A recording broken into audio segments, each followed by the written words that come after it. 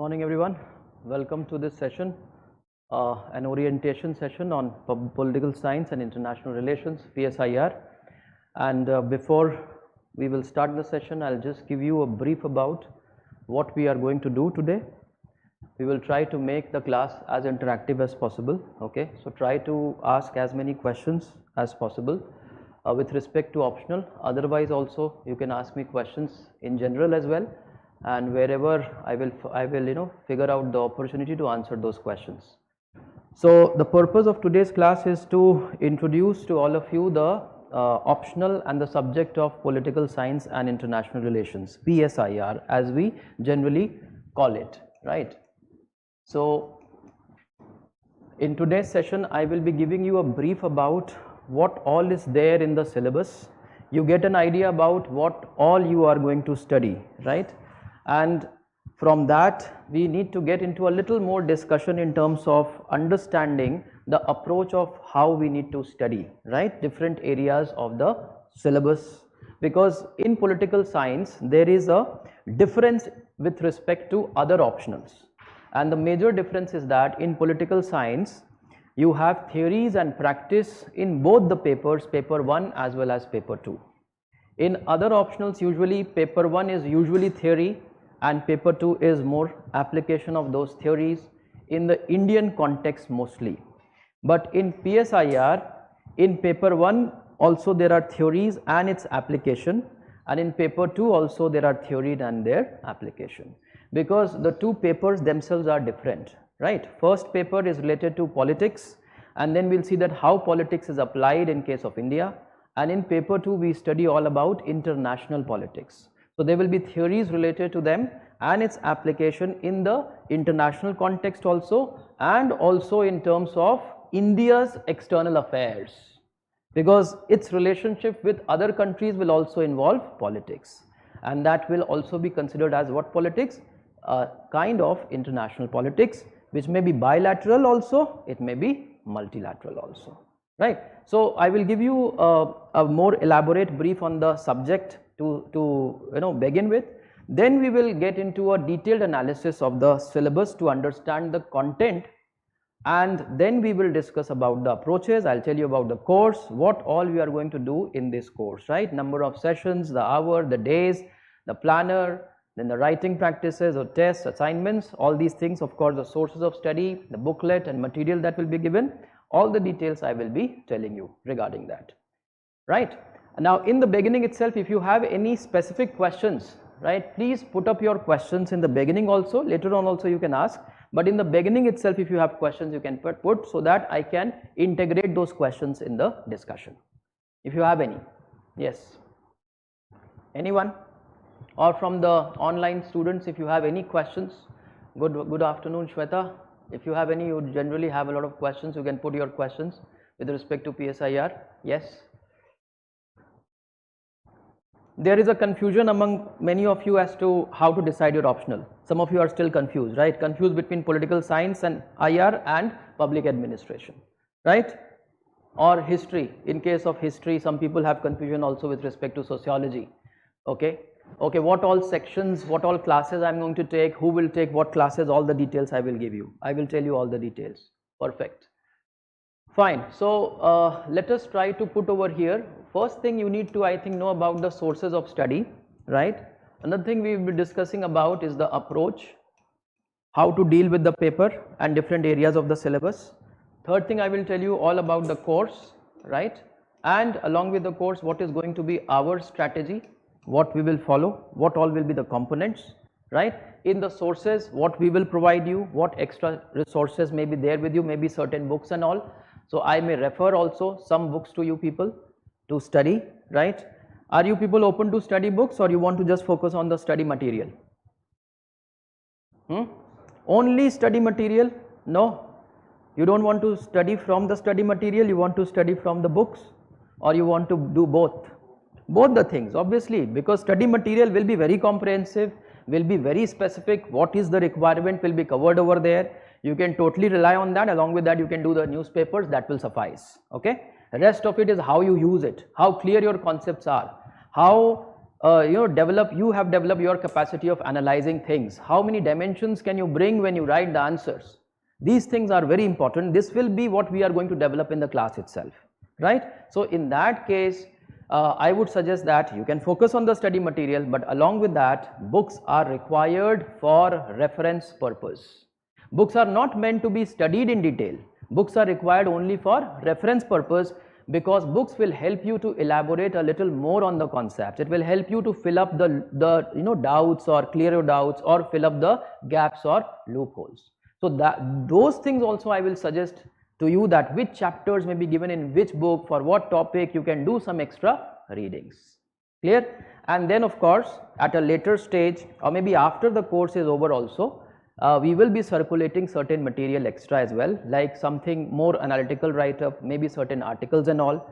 So for that you will have to remain connected with us even after the completion of the course.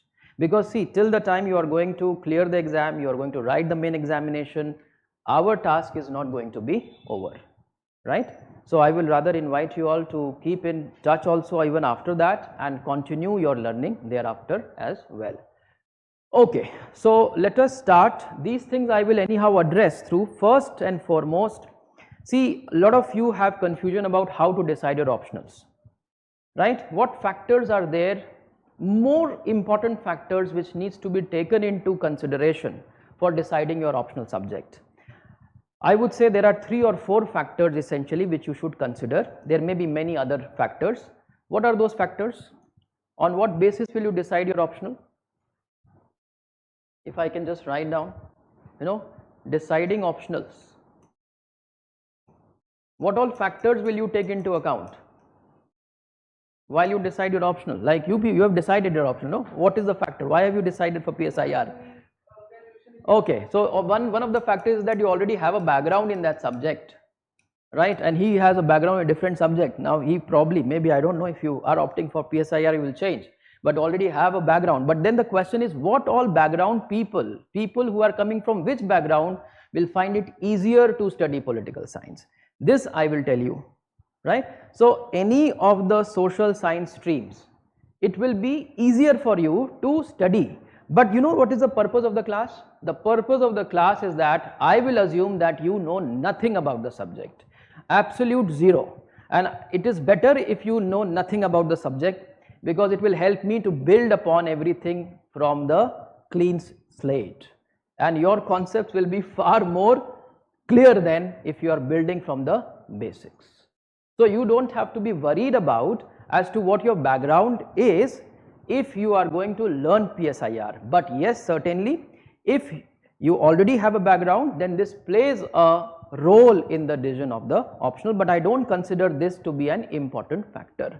What is more important a factor is that what interest, whether you have interest in the subject or not, whether you will genuinely like to study this subject, or whether you will sleep over your books once you will open it. And I personally consider all the subjects to be interesting, right? It is all about, if you will give importance to something, automatically it becomes interesting, right? If you understand the meaning and the power of what you are studying, it automatically becomes interesting, and it can be made more interesting also. The way it is going to be learned, it becomes more interesting as well. But interest should be the first criteria, because that is going to help you sustain with the subject. That will help you to keep the momentum, because civil services preparation, all of you know that it is going to take some time for you to clear the exam. If you have put in the right effort, and if all other factors have worked well, maybe you will clear in the first attempt, but it might take more time as well, right? So you need to sustain with the subject. So interest is very important. So interest is one thing. Second thing you have to keep into consideration also is look at the syllabus of the particular subject and compare it with the GS paper, right? How much a particular subject will help in the GS paper. So overall help in overall scheme of civil services exam. I would say that you have to also see whether it is going to help you in your prelims also or not. How much of help it is going to give you in your mains preparation. You also have to see whether it is going to help you write better essay also or not. and maybe it is developing your capacity overall as an individual, that your personality becomes better when you are presenting yourselves in the interview board. Because you see that there are, if people are opting for foreign service, and in your priority also you will give foreign service, right? Few people may not be interested, but some people even give foreign service as a first preference as well. Now in that case, they are asked questions on foreign policy and international affairs. In general, everyone will be asked questions on foreign policy and international relations and politics. So that is where it is going to help you. Not only that, even the politics and issues in India as well, which I will in fact elaborate upon afterwards. But I consider that political science and international relations is one subject which helps maximum in your GS preparation. And which area of the syllabus will help you where, while I will analyze the components of the syllabus, I will tell you how it is going to help you in your GS paper. Because it is going to be related to polity also, it is going to be related to history also, it is going to be related to postmodern history also, it is going to be related to foreign policy and international politics also. Yeah, that is included, already included. And I would say not the whole GS paper too, there may be few areas which may not be dealt here, but yes, more or less it will help in your GS paper 2 and areas of paper 1, areas of paper 3 also. It will be helpful. I will tell you what are those areas. Okay, social issues, social justice, many of those areas are very strongly connected with the issues in Indian politics. You are going to study about social movements in India in political science as well. So there is a lot of overlap. Okay, so anyhow we will see that in a little more detail. So helps in the overall scheme of the examination. And then another factor is that is the performance. How the subject is performing in the recent past. This is also a factor for me. If you will ask, I will consider this to be the most important factor. This will be number 1 for me. Number 2 will be how it is going to help you. This is a second factor. This I do not give as much of importance because this will keep changing every year. You will not choose your optional just because this year there is a topper from PSIR. That shall not be the basis of you choosing your optional, right? But yes, it is indicating that probably PSIR is performing well, and every year we have seen the top rankers from PSIR, so there is no harm in taking PSIR. But more important factors would be your interest and help in the overall scheme of the examination. If both the things are working for you, right, then you can go ahead and you can take, but then you have to properly get into the details of the syllabus. Okay, get into the details of the syllabus. Okay, no questions as such. So we will anyhow try to do that. We'll understand it through the syllabus, the subject itself and its power also. You will just get the feel of what this optional and subject is. You see, every subject when you learn, it just altogether opens up the world for you. A new world gets opened up. Tremendous. You will have a lens through which now you will look at the world. Right? As many subjects you learn, as many lenses you get by which you will look into the details of everything. So it's a wonderful subject, very interesting subject, but of course this is how I will demonstrate before you also both the things. One is the component, other is the approach or the strategy, how we are going to study it. Okay? So these are the factors on the basis of which you can decide your optional, and you please do a detailed analysis of the syllabus, which we are doing, and go back and go through the syllabus again and again. I would suggest that you should try to mug up your syllabus. The syllabus should be there in your mind all the time, because that will help you. And if you are reading the newspaper also, you should know, okay, this is something which is related to this particular issue in the syllabus, right? So please do that exercise today itself. And what is the difference? Now I'll come to, broadly I will tell you in generally what political science and IR is all about, and then how it is different from other optionals, and especially what is the difference with public administration. What do you study in PSIR? Essentially, what do you think? What ideas do you have? If you have studied something, what is it all about? It is about government and social issues. Okay, public administration is also about government. Public administration is more about government. Okay, but then what is the difference between the two? Political theory. But then what exactly, why do we require political theory? Where are you applying it? You know, every subject will have certain concepts. You understand basic concepts. What do you mean by basic concepts in any subject? What do you mean by this? The first thing we are going to study in the classes is the very concept of concept itself, because the concept of the concept is never clear. That concept is never clear, and you assume certain things. And I repeat in almost every class, please don't take knowledge for granted, because you assume that you know the meaning of certain terms, but in reality you don't know the meaning. You should assume that you don't know it, and then you start to understand it, right? If I ask you what is politics, maybe you will not be able to completely answer that question, what exactly politics is, right? If I ask you what is polity, having studied Indian polity also, you may not answer what exactly polity is, right? What exactly? So every term has some specific meaning. That understanding, that concept needs to be very clear. Every understanding of any of the area, let's say politics, it will be possible only through when you have identified certain phenomena which are unfolding. Like politics is a phenomena which is taking place, right? So politics in itself is a concept. Every term that you are going to study, the terminologies are the concept, because it is through these words only that you will understand a particular discipline, right? Like for example, in political science, what are the concepts? What are the basic concepts of political science? Are basically the basic terminology of political science. Through which words, through which concepts are we explaining the phenomena of politics and everything that is related to politics?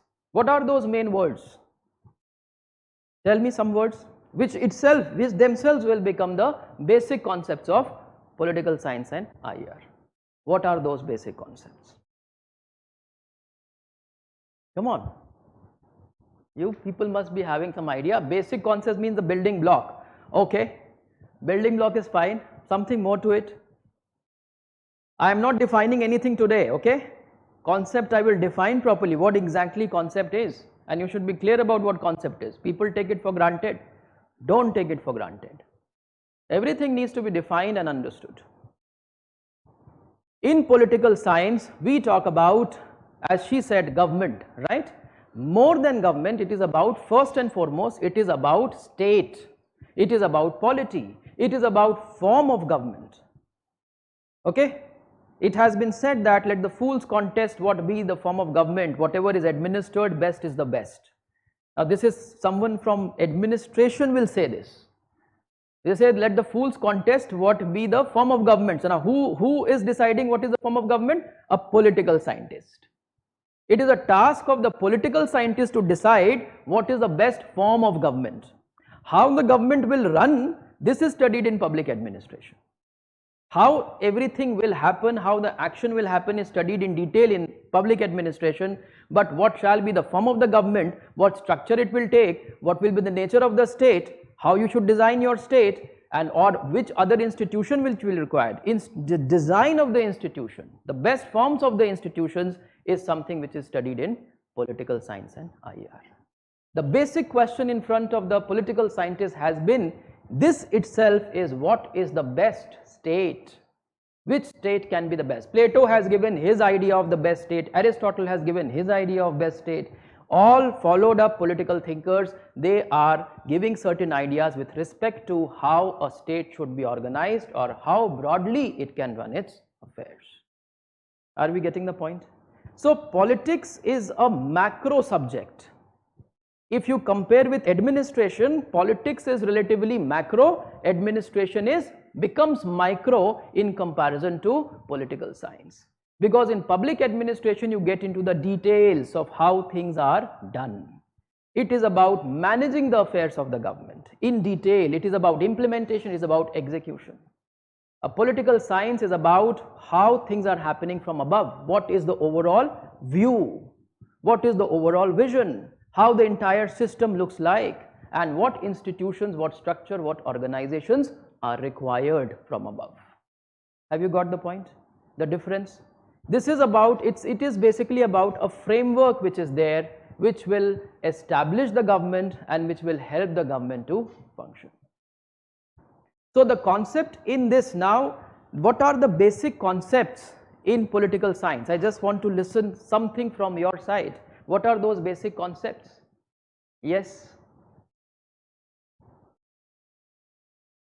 One is state, another is polity. Okay, one is state, another is polity. Then government, then the institution of government also. Maybe legislature, executive and judiciary, but only to some extent. You will not get into overall details, because there is a difference between what you study in Indian polity and what you are going to study in PSIR. There is a difference there. What you study in polity will help here, what you study here will help over there, but there is a difference between the two. Here you are going to study, like for example, the election of the president, right? Election of the president in polity, what will you study? You study the exact process of how the election of the president, it happens. But in PSIR, what will you study? Politics behind the presidential election. So understanding the politics, the knowledge of polity is also required. But polity you are already studying. So if you are already studying politics, then we should not get into the details what you are already studying in the polity. Rather, we should focus more on politics behind, and this is what is expected. In 1969, we had a presidential election where a lot of politics was involved. Right? Have you heard of this election? 1969 presidential election. It had involved a lot of politics. Neelam Sanjeeva Reddy and V.V. Giri were the contestant. It was after this presidential election that Indira Gandhi, because she had given the call that please vote according to your conscience, and the official candidate of the Congress party was defeated in the election, and Indira Gandhi was thrown out of the Congress, and thereafter there was a split in the Congress party, because most of the members went with Indira Gandhi. So she formed the government, but there was split in the Congress. So there was a lot of politics in the election president. So in PSIR, you have to focus on these politics. I am just giving you one instance. But there is a difference with Indian polity. In Indian polity, you are going to study about the entire framework of the government. You are going to study about the constitution, and in few areas, maybe some laws you are studying in polity. But in PSIR, you need to know that also, whatever you are studying in polity. Along with that, you need to know what politics is unfolding, what process is there, how these institutions are performing or behaving. Are we getting that difference? Have you got some difference between PSIR and public administration? Public administration is what oriented? It is more management oriented. It is more execution oriented. Politics is more about solution. It is trying to provide the solution and thinking about designing and envisioning and creating the institutions and creating the forms and better forms of state or government. Right? Now, there are other concepts in politics, like for example, what you study in your Indian polity. Rights, fundamental rights. So there is a concept of rights. There is a concept of state and the citizen. Then the relationship between the state and the citizen. What form will it take? There are many concepts involved which explains this relationship. They are what all concepts? Justice, equality, rights, liberty. These are the concepts. Democracy or any other form of government. All these terms are essentially the because you are going to explain politics through these terms only, isn't it? What terminologies are used in a particular subject, those terminology themselves becomes the basic concepts of the subject, because it is through these concepts you are going to develop the subject. Now, what is a concept essentially? What do you mean by concept? What is a concept? What is the utility of concept? Have you ever given importance to this word concept? You haven't, because you have assumed the way you have been studying, you have assumed, you have just heard it, and by listening to it, you have derived the meaning of what concept is. I don't think you have ever checked that in the dictionary, what concept is. Neither will you get the proper definition or the meaning in the dictionary. If I say chair, you will understand what I am talking about, right? even though the chair is not in front of us. You will understand. So there is a concept of chair. Concept of chair is that there is something which is an object with a particular utility. You have given some meaning. Had this particular object like this chair, had it not been used as a chair and it was just kept there as an object, you don't even know that this is chair, right? Right from the beginning you have been told from your childhood that this is chair, right? If suppose someone comes from some other world here and he looks at this object, he will not understand that this is chair. So you have created a concept of chair. Not only the object, a concept also has been created, which has what? Meaning. If I say equality, you will understand what I am talking about, right? If I say equality, you understand what I am talking about? How you understood it? Because the term equality has been given some meaning, that has been explained. The concept of equality has been created. Something is there outside, like it's raining outside right now, right? Now if just the water is falling, what is it? Is it water or is it rain? There's a difference, right? So someone thought about that this is something which can be called as a rain, and then there can be concept of rain, and then there's a higher concept of monsoon also. A particular phenomena has been identified and then you are giving it a term and you call that as monsoon. So we have created all the concepts in this world through which we are trying to explain the reality of this world. How you explain the reality of political science? How you explain the reality of political science? Through the concepts that are there in political science, and those concepts are what I gave you the examples, and more of it will come. Clear? Have you got the point? What all concepts? So we will see that. Now I am going to make a demonstration. We will see what all is there. So let us start. Now we will go in an organized manner. I am going to explain to you what all is there in the syllabus, what this subject is all about. After that I will be discussing these aspects. ठीक है? Approach क्या है और उसका strategy क्या है? This we will discuss afterwards. Okay? Let's start this now. So we are saying that we have this paper PSIR. In PSIR we have two papers, right? Paper 1 and paper 2. It will be a good idea if you also keep noting down things, okay? Because it will help you later on in organizing yourselves. It will definitely help you. So paper 1 and paper 2. In paper 1 we have theory and we also have some practice. Practice, or you can say it's an application. In paper 2 also you have theory and practice. But in this case theory is given in paper 1, theory is given in section A, and the practice is all given in section B. Section A of paper 1 is all theoretical, okay. What all is there, that is something which is very, section A of paper 1 is the foundation. I generally say that section A of paper 1 is not 1/4 of the syllabus. Section A of paper 1 is half the syllabus, because if you have the command in section A of paper 1, then you will have command in entire political science, even in paper 2 also, because your concepts will be very, very clear.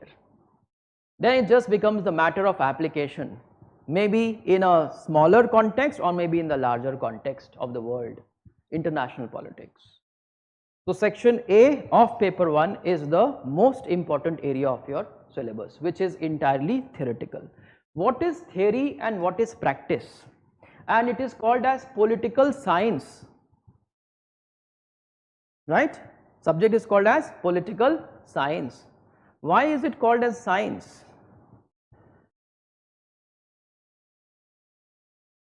Now these questions will come, right? I mean, I cannot answer all the questions in today's class, and in our course initial 4 to 5 sessions will be only for basics. We will not start the syllabus. We are going to discuss all these basic things like concept and theory and paradigms and this, all these terms, and we'll also see something basic about how politics evolved. After that, we will start the syllabus.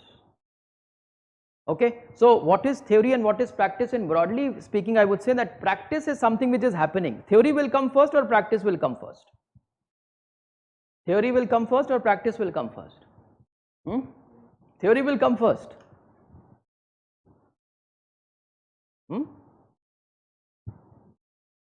Practice will come first. First, the practice is there. Theory is evolved to make the practice better. Something is happening, okay, but what is the best way of doing it? Theory is the best, it is the best way of doing something.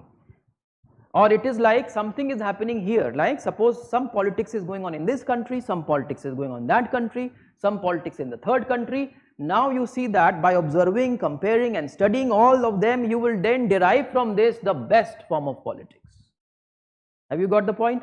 A state exists here, a state exists there, a state may be in different countries. This is what Aristotle did. He studied the constitution of different societies and different countries, and on that basis he determined the best idea of the state, his ideal state, and then he proposes the best type of constitution. So theory is, what is the purpose of theory? Theory's purpose is to make the practice better by prescribing something. And how you make the practice better? By studying in different contexts and then you generalize, give the best answer. That becomes the theory. So what can we say? Practice is there and theory may be called in simpler terms, in very simple terms, theory may be called as the best practice, the prescribed practice, right? Like how you made the constitution, how have we made the constitution of India? We have studied different constitutions of the world, right? It's more or less an Aristotelian effort itself we took.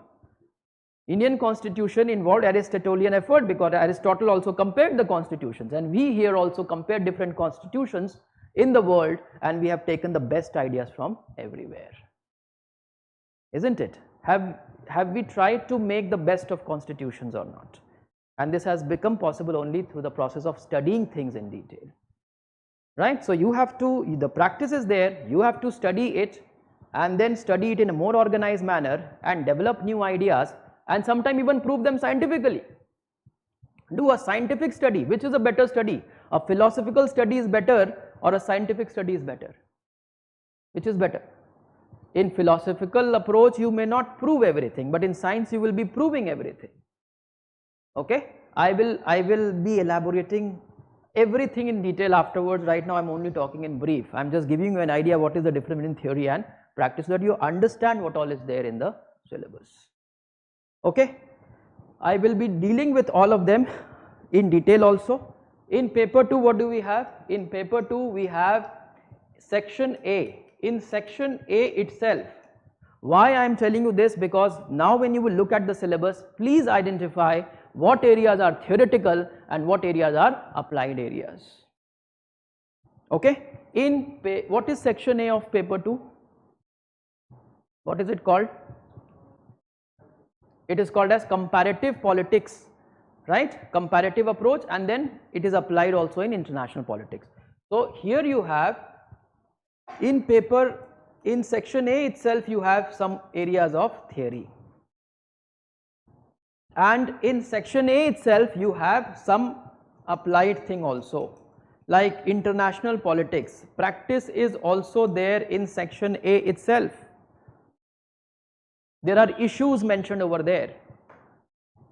Okay, the working of the United Nations, the regional organizations, all of this you are going to study as part of section A of paper 2. Section A of paper 2. Have you got the point? So their theory is also there and its application is also given there in section. And section B is what? Section B is what? Theory or practice? Now this is a question. Section B in paper 2 is all about Indian foreign policy. Indian foreign policy is theoretical or is it practical? Practical? No theory? Huh?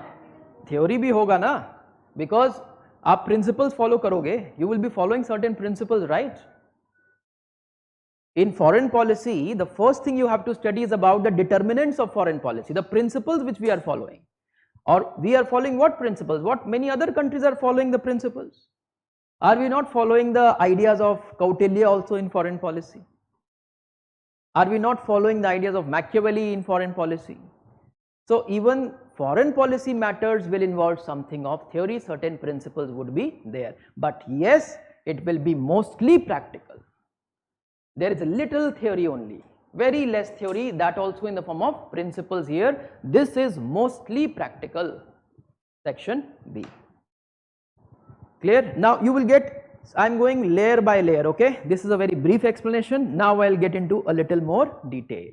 Now it will become more interesting because now I am going to introduce with the concepts, okay. So let us discuss first this part.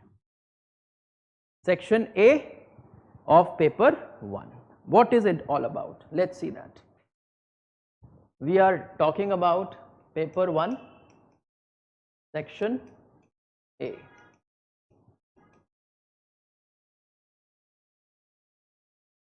Whatever is given in the syllabus, okay. Having known this framework, when you will look at the syllabus, you will easily remember the syllabus also. See, we have the most important concept in political science is state. All of you know what state is. You have studied this in Indian polity. What is state? Question उसमें भी आ रहा है यार. उसमें भी question आ रहा है. Just put both the chats. Yes.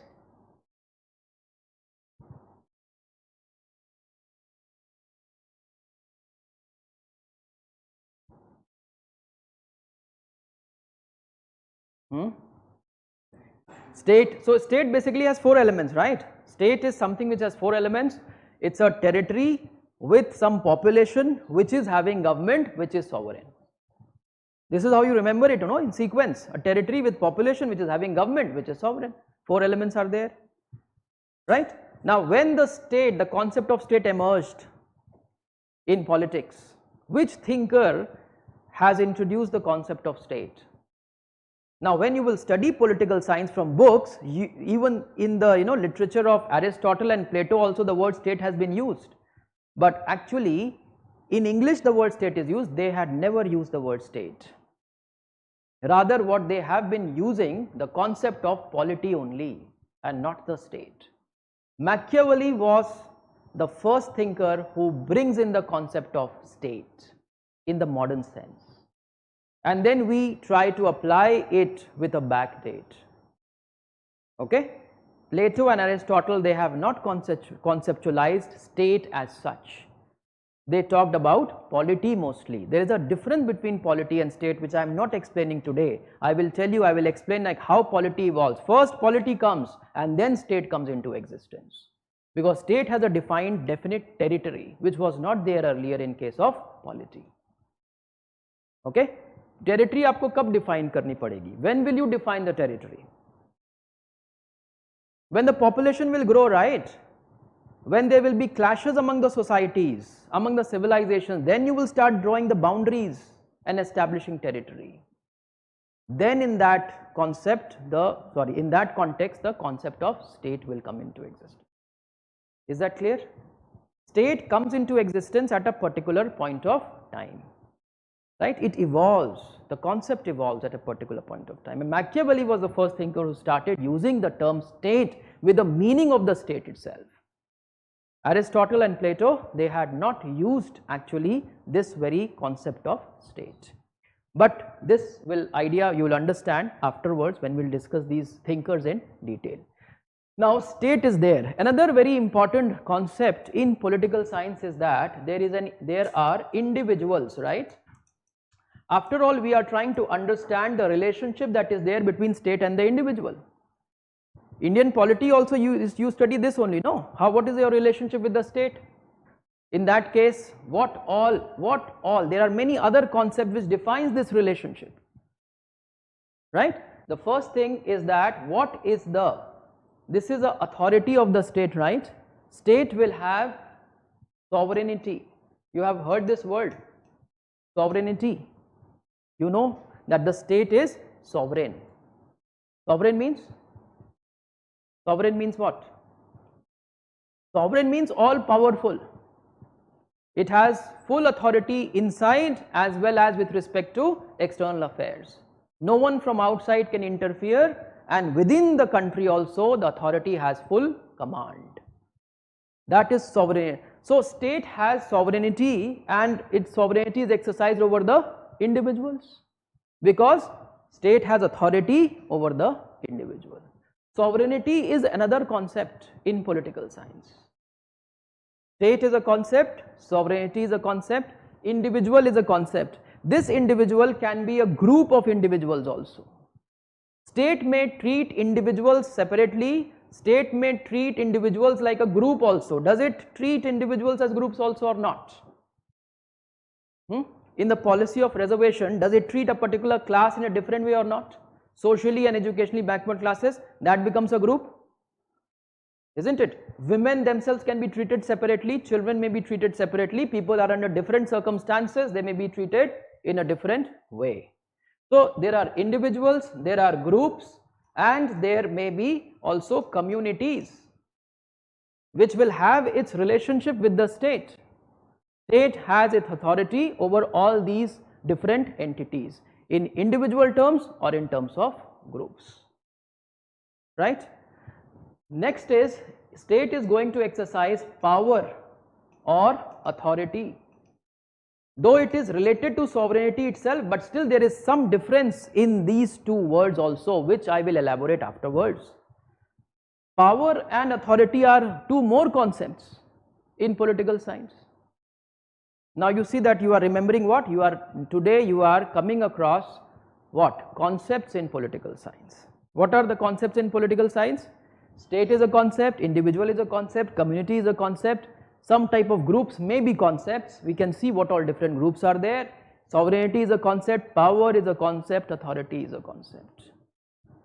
In the constitution, you people have studied something in constitution, right?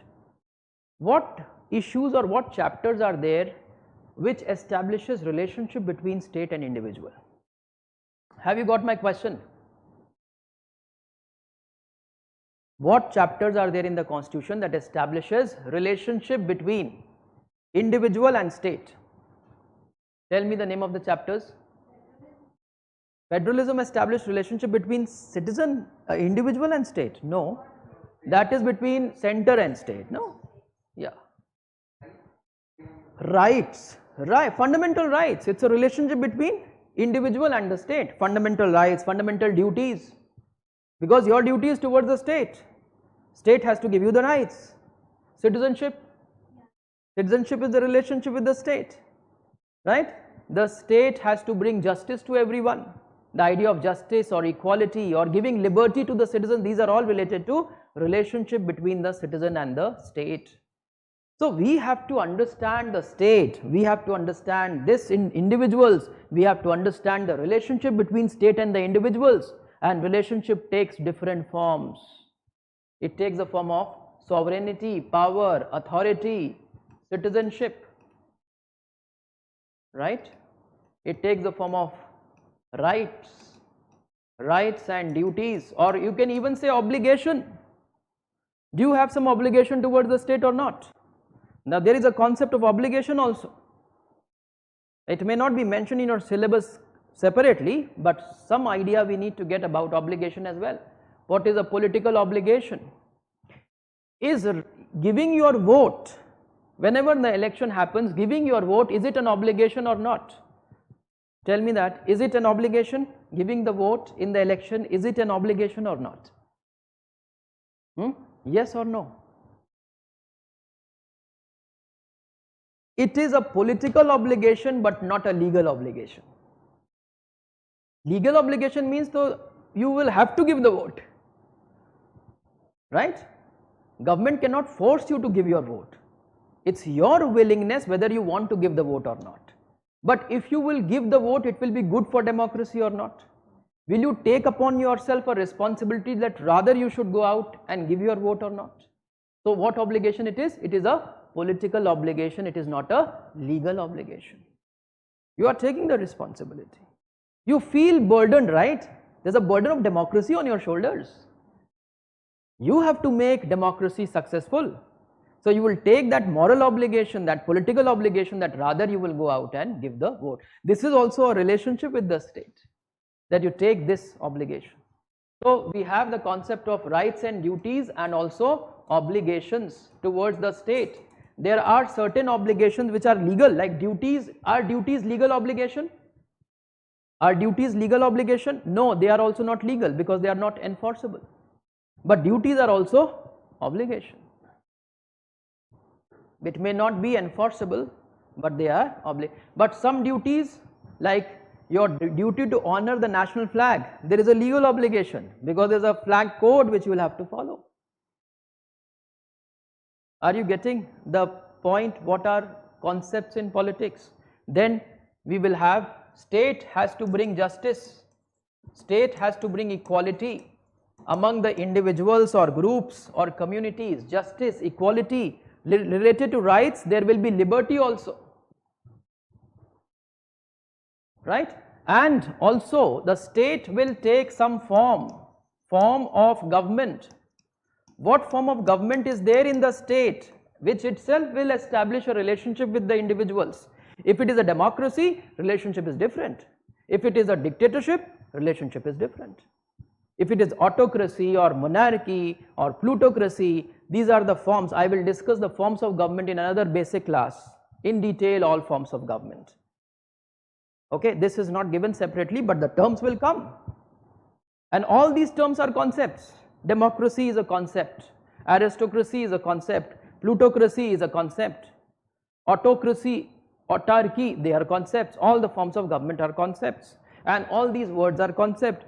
It is through these words, it is through these terminologies, because we have identified certain phenomena and we have given meaning to those phenomena to explain the reality of our world, so that everything could be explained. What is political science? Is it an explanation or not? Political science or any discipline is nothing, or social science as a discipline is an explanation of the existing reality in certain ways. And then they theorize to bring the best of explanation to make things better also. That's what you call as theory. I'm just telling you in very simple terms so that you start understanding what exactly they are. It's not about mugging up definitions. It's never about mugging up definitions, or it's about understanding the things. And once you have understood, you will automatically read and remember also, because you've understood it. Or you can create your better definitions, your better explanations as well. Got the point? So I'm confused between, someone is saying I'm confused between PSIR or PUBAT. I hope you got some idea on this. Maybe later on I can elaborate more if you still are not clear. But once you get an idea about what political science is, you will be in a better position to understand. You can even analyze the syllabus of public administration as well. This is clear to us? In your paper 1 of section A, okay, everything is related to these words. These are the only words which are mentioned over there. Now I'll tell you, with respect to these words, what all is given there. Now this is even more interesting now. Let's see. This is even more interesting. This is just a kind of an analysis of the syllabus. I'm just not here to tell you this is there in the syllabus. You need to understand why things are there this way. Then only you will be able to understand, right, why the syllabus has been designed this way. See what happens, that there are concepts, right? Now you know what are concepts, right? What are the concepts in political science? The basic terms. These are the concepts, like what? State, sovereignty, citizenship, rights, duties, justice, democracy. These are the concepts. We are to look at what are the best ways of bringing these concepts. That is, we need what? We need best state, we need best form of sovereignty, we need best form of government, in the government also we need best form of democracy, we need best way of giving justice, best way of giving rights, best way of bringing equality, best way of all the concepts. Have you got the point? And the best way will be given by different people in different ways. Aristotle will give different best state, Plato will give a different best state, Machiavelli will talk something else. isn't it? You will say, for anything you will have your opinion, right? That, like, if I ask you, is India a democracy? Or if I ask you, please rate India as a democracy on a scale of 0 to 10.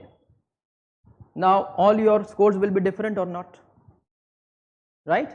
So your best form, if I ask you what is the best form of government, some will say democracy, everyone will not say democracy, right? There are people who actually like dictatorship also. Or some people appreciate that we were better off during the British times, let's go back, let's call them back. Some people, they were saying like, okay, maybe true that certain realities or maybe administration was a little more efficient there.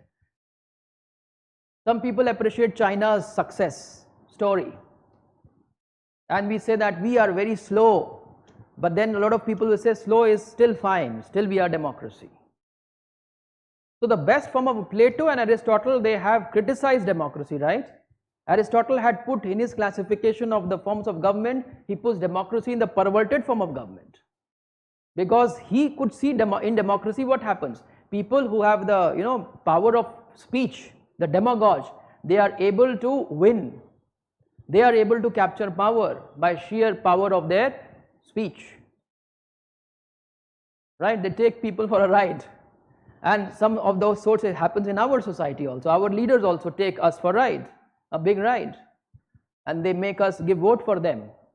So democracy may not be the best form of government in every context. Have you got the point? So every concept, different people will see it from different perspective. Okay, what are those perspectives? Like here we have those perspectives. It can be some perspective or what you can call as the school of thought, or what we can say is approach of looking at something. Someone can look at it more philosophically, someone will look at it from the political aspect, someone will look at it from the social aspect, some people will look at only from the economic aspect. Some people will say good politics is good economics. Marx says everything is determined by economy. Economy is at the base, and on the base of economy, the superstructure of the society, it grows. The kind of state you will have, the kind of society you will have, the kind of politics you will have, it depends upon the change, their mode of production. And it's true also.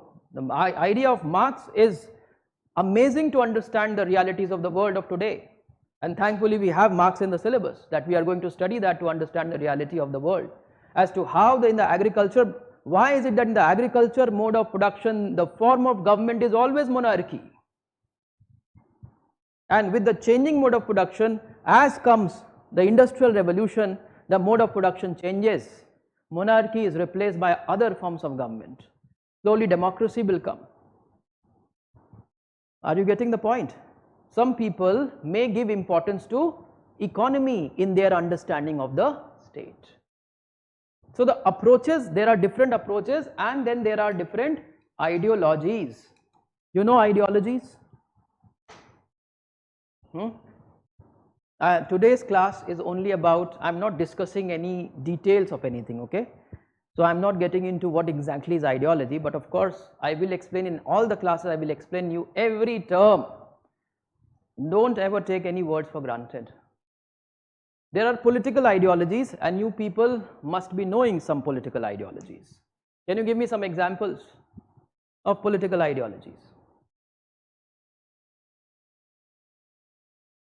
Give me some example. You must be knowing political ideologies.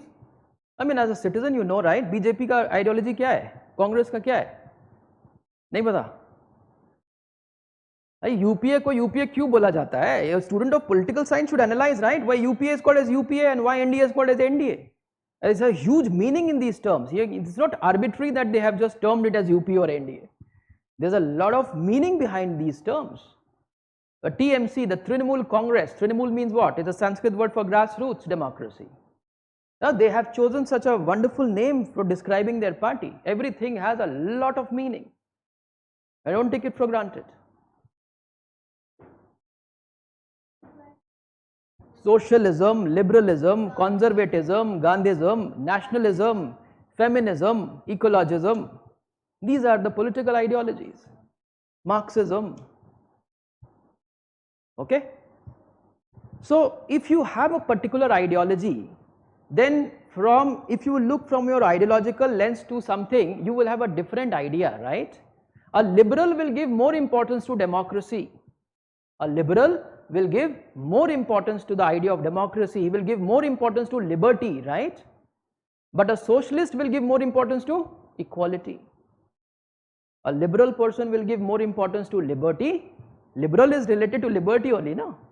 And socialist will give more importance to equality, social equality, isn't it? So different people are going to give different interpretation to the concept based upon their ideology also. A liberal will say different idea of state. Clear? Are you getting the point? Perspective and ideology. Perspective is a very general term. Okay, these themselves can be perspectives. Okay, this is a very general term I have written. These themselves can be perspectives. Is the way of looking at something, your perception. Okay, and it depends upon what lens you are carrying through which you are looking at things, isn't it? What is your ideological lens? What is the approach lens you have? Is it scientific approach or a philosophical approach? Are you getting the point? It could be sociological approach, it could be political approach. Within sociological approach there are many approaches. So first of all, in your syllabus you have to study about what all are approaches. Okay, this is one of the, in section A it is mentioned political approaches. What are the approaches? This is one thing. First you understand different approaches, then you understand also different ideologies. There is one particular topic there, political ideologies, in which many ideologies are mentioned and you have to study all the ideologies in detail. And I think that's the most important thing to study to understand our world, is ideologies. Are we getting it? And once you know approaches and ideologies and the thought, schools of thought, different schools of thought or different thinkers, how they look at, because thought depends upon times. Thought basically emerges in different times, in different social context. There's a Greek school of thought, right? What was situation then in Greece that people started to look at state in a particular way? Why is it that Hobbes and Locke are talking about liberal ideas? Because Hobbes and Locke were living in the times when revolutionary changes were happening in the society of Britain. In fact, when I discuss Hobbes and Locke in detail, I will have to discuss the history of Britain with you first, because without understanding the context, you will not be able to understand the thinkers properly. And especially in case of Hobbes and Locke, it is very important to discuss a brief history of Britain and what was happening. And then it becomes absolutely clear to you that why are they talking about these ideas? What kind of state will they talk about? In ideologies, there are many different types of ideologies, like we have liberalism, we have socialism, you have nationalism, there is feminism, even Marxism, though Marxism can be considered as one of the types of socialism itself, revolutionary socialism, still we can write it separately, many other ideologies. Now when you study, there is a topic like state, there are theories on state, okay? So theories on state means there is a liberal theory of state, because state is what? State is a concept, right? So when you are studying the theory of state, then you will look at the state from different approaches, whether sociological, political or scientific, structural approaches you will look at the state, or you look at the state from liberal idea. So there is a liberal theory of state, there is a socialist theory of state, there is a Marxist theory of state, there is a feminist theory of state, and there is a Gandhian theory of state also, because Gandhi is also an important political thinker and it is also an ideology. That's the scope of the syllabus. If you are studying democracy, another concept, or you are studying rights, or you are studying equality, then there will be what? Liberal theory of democracy, socialist theory of democracy, Marxist theory of democracy, feminist theory of democracy. Some may not be there because some are yet not that evolved. If you are studying rights, liberal theory of rights, socialist theory of rights, Marxist theory of rights. Okay, and then once if one concept is clear, no, if the state itself gets clear, automatically other will get clear, automatically will get clear. It's all about how well organized your knowledge is, how well organized, then the subject becomes a cakewalk, it becomes very easy because you have just understood everything. Ek literature bhi pad loge, then it's fine. Have you got the point? Clear? Concepts क्या है, clear हो गया अभी आपको? Basic terminologies है concept, because it is those, through these terms only you are explaining the reality. So you have coined the word and giving them some meaning. That's what concept is. I mean, yeah, exactly. You can say that concept basically is an object or an idea or a phenomena described in words and given meaning. Right? That's the definition of concept. कोई भी phenomena world में है, आप उसको कैसे explain करोगे? किसी ने उसके बारे में, for example poverty, should we not give credit to the person who identified poverty first and foremost or not? Something called as poverty, there's a conceptualization, isn't it? There's a reality which is there, and poverty and inequality are not the same thing. Not the same thing, because inequality may not lead to poverty. Maybe everyone is rich, still there is inequality, right? Poverty means people are living certain basic standards which are required for living. Some people are below that. When you identify that this particular standard needs to be established, below which should be seen as substandard, and then people will be called poor, first person must have conceptualized this and given it a term called as poverty. Thus the concept of poverty comes into existence. And we have taken it, the efforts of these people, for granted, because we are just unmindfully using these words without giving any credit to those people who have created these terms. Have you got the point? And in the social science, the best part is that our world is becoming more and more complicated every day, right? New and new phenomena are emerging. New realities, new relationships are emerging. And you have to keep coming up with new concepts to define new relationships, new phenomena, and new types of behavior. That's why it is also, even theory is related to current affairs, because you have to see that what are the latest developments in the concept, latest developments in theories. This also will have to be seen. Clear? And that is something which we'll keep discussing once the classes are over. No? Slowly and slowly we'll keep, and you yourself will be empowered to figure out by yourselves what are the new ideas. Once you have started taking interest in the subject, everything will happen. Yes, Nitish has given, a lot of people have given, Subin, John has given all the answer to what are political ideologies. Sweta, fine, perfectly all right. I hope we are getting some feeling what is there in section A is clear. Concepts, and उन concepts पर theories है, और theories different perspectives या different approaches के according है, ठीक है ना?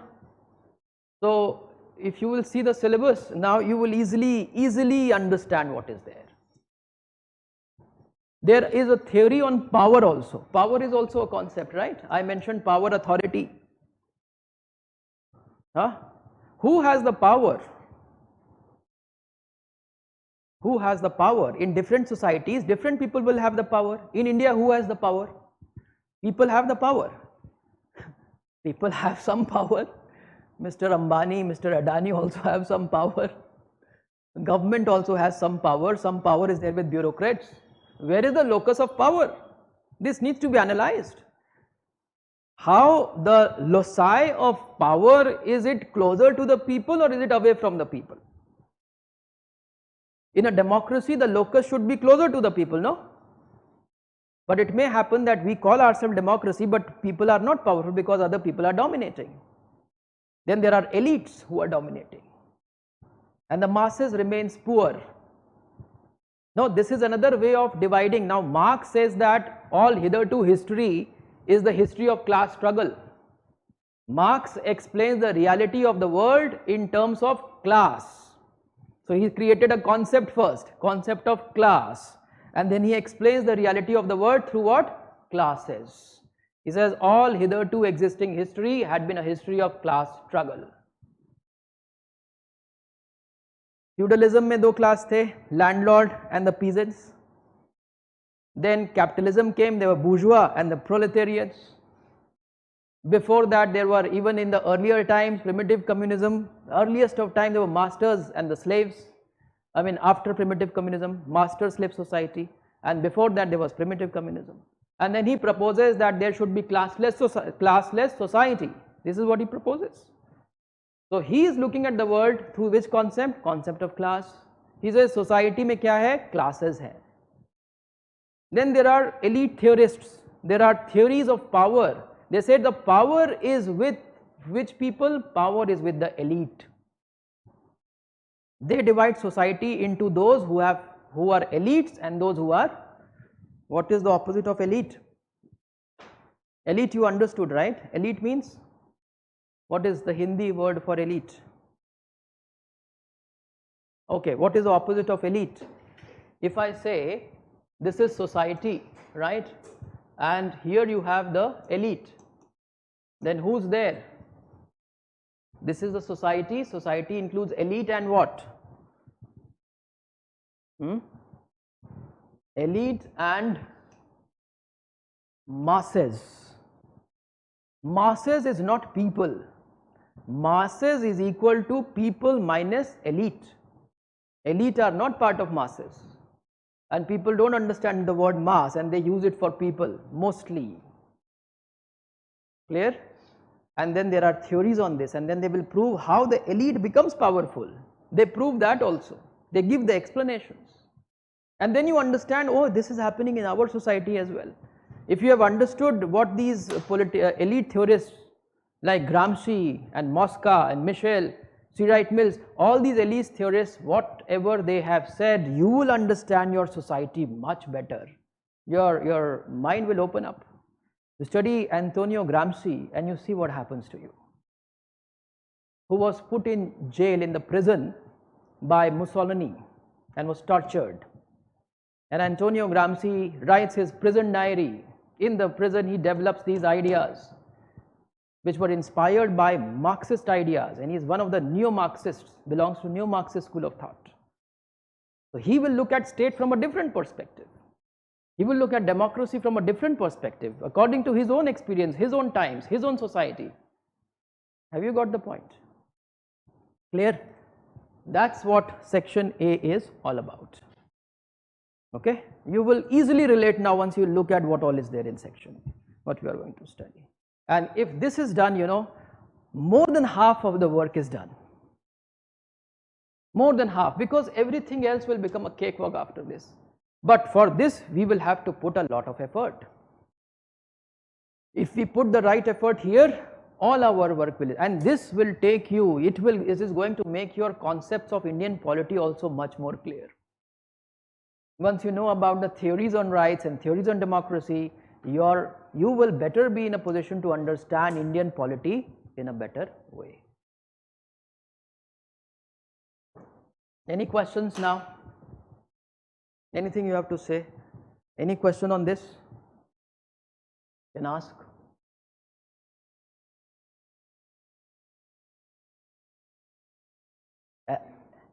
Okay, in Hindi we use the word, like you know, there is a party called as Aam Aadmi Party. What is Aam means? Aam means masses, and opposite of Aam is Khas, right? So elite is which? Khas people. That is those people who by virtue of their qualities, that quality may be good or bad also, by virtue of their qualities they have reached on to the top in the society, in a dominating position, and they continue to dominate by certain qualities. Okay, like for example, everywhere you will have elite, in every section there will be elite. In the, you know, in the profession of doctor there will be elite doctors, in the profession of engineer there will be elite engineers, in the profession of politics there will be elite politicians, those who are at the top. Okay, so when you qualify civil services examination also you will become elite, because you have, by virtue of some quality, you have reached on to the powerful position. After all, it's a position of power, you know. By clearing exam itself, you become powerful because more people are listening to you. Your words becomes more credence, has more credence. Whatever you will say, people will listen to it, accept it also. Right? If I just ask some topper to come, like probably you will listen to the topper more and you will listen less to me. It may happen. That's how my mind works, no?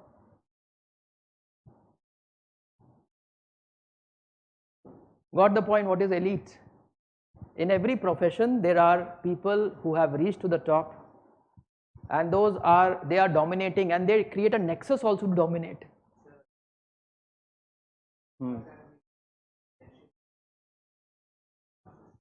In diplomatic, why in diplomatic sense? Just in simple terms, you say, what is the relationship? What do you think is the relationship between the elite and the masses? Will it not be a relationship of domination? A relationship of exploitation also sometimes? A relationship to, you say, taking them for a ride also? What politicians are doing to us? Politicians being in a power position, they are taking us for a ride many a times. Right? Power over others, yes, they have power. Elites have power. They are influencing. Yeah, in any term, it could be intellectual power also, no? An educated person also can become elite. A social leader with a very strong network is also elite because he is in a position to influence. So those who are able to influence, those who have power or maybe having authority, there is a difference between power and authority, which I will tell you afterwards, of course. There can be this relationship. It can be defined. Businessmen also are elite. Elite businessmen and masses. Businessmen are masses also. We have like small shopkeepers, street vendors, and you know, people who are like carrying the market on their head also and going door to door to sell things. Is also, market is also dynamic, it's moving everywhere. It's masses. Yeah, exactly. Like politicians, you have the big politician at the national level is elite, and a small politician in a small mohalla or you know ward is a part of masses, may become masses. Everything is relative also. In the world of social science, nothing is absolute, you know, everything is relative. First thing you have to learn, if you are, those people who are from the science background, first thing you have to adjust to this reality is that you are not going to get any final answers over here. Isn't it? In the world of science, there is a final answer. Thus, you will prove the whatever numerical is there, thus proven. Left hand side is equal to right hand side. Proved. In mathematics, you have like final answer. There is a numerical value which will come, that's final. But in social science, no final answers. Because everything is interpretation, everything is a viewpoint, everything is opinion from different perspectives, school of thought, approaches and ideologies. What is the best form of government? No one knows. Some people will say democracy, some will not say, like some will say criticize democracy. Some will say that no, we may still have even a better form of, maybe we'll have tomorrow, I don't know if the robots will start ruling us, we'll have robocracy, something like that. You know, the technology will start ruling us. There is something called as technocracy also, but that is a little different, not exactly that technology is ruling. But the people who know technology are ruling, right? The technical experts, if they have the power, it becomes technocracy. Bureaucracy is a rule of officials, and the officials are ruling, it's bureaucracy. Bureaucracy is another concept in political science, but bureaucracy we will discuss very briefly here, and in public administration you will discuss it in detail.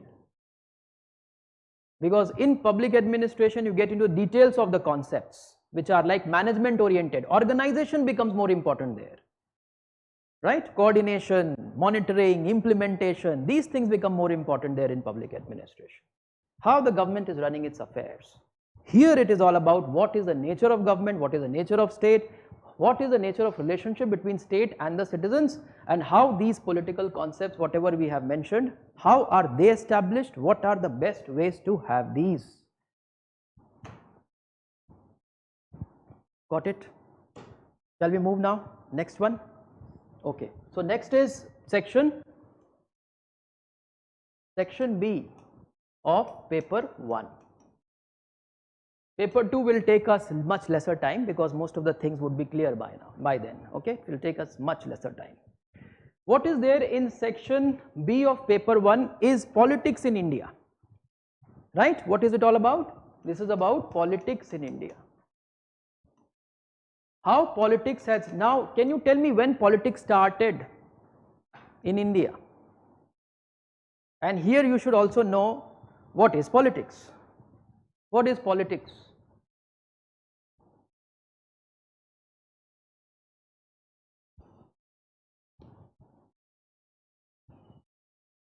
Come on. You know, what of polity?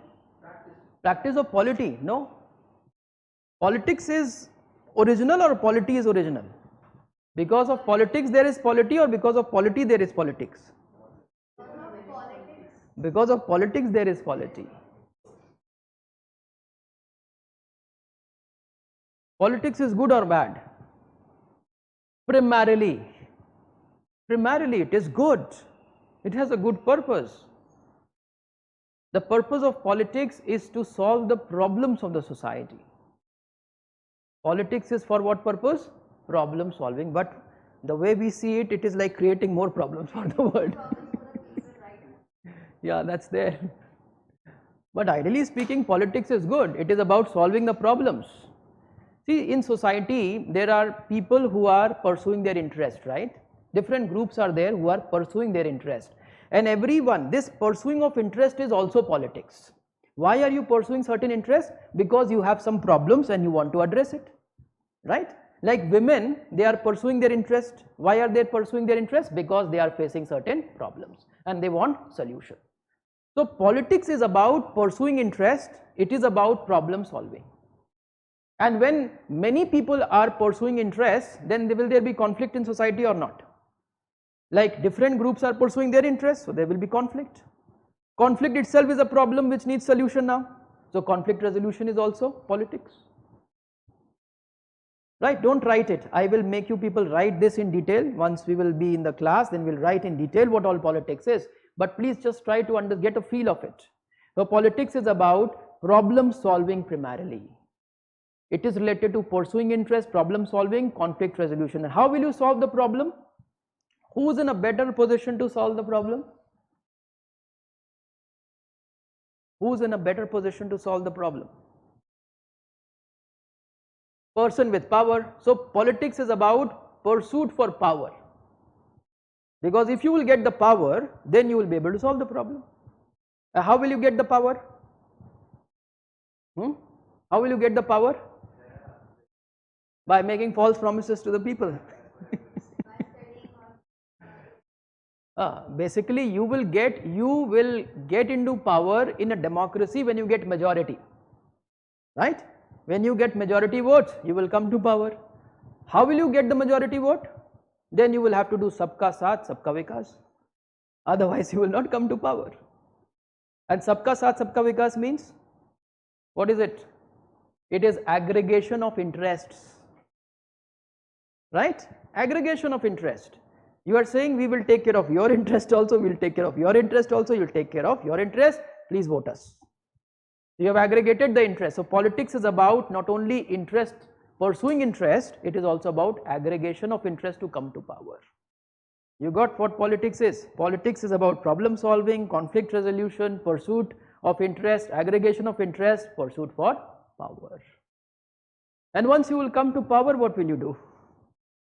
To solve problems, you will create more mess, you will make policies. So policy making is also related to politics.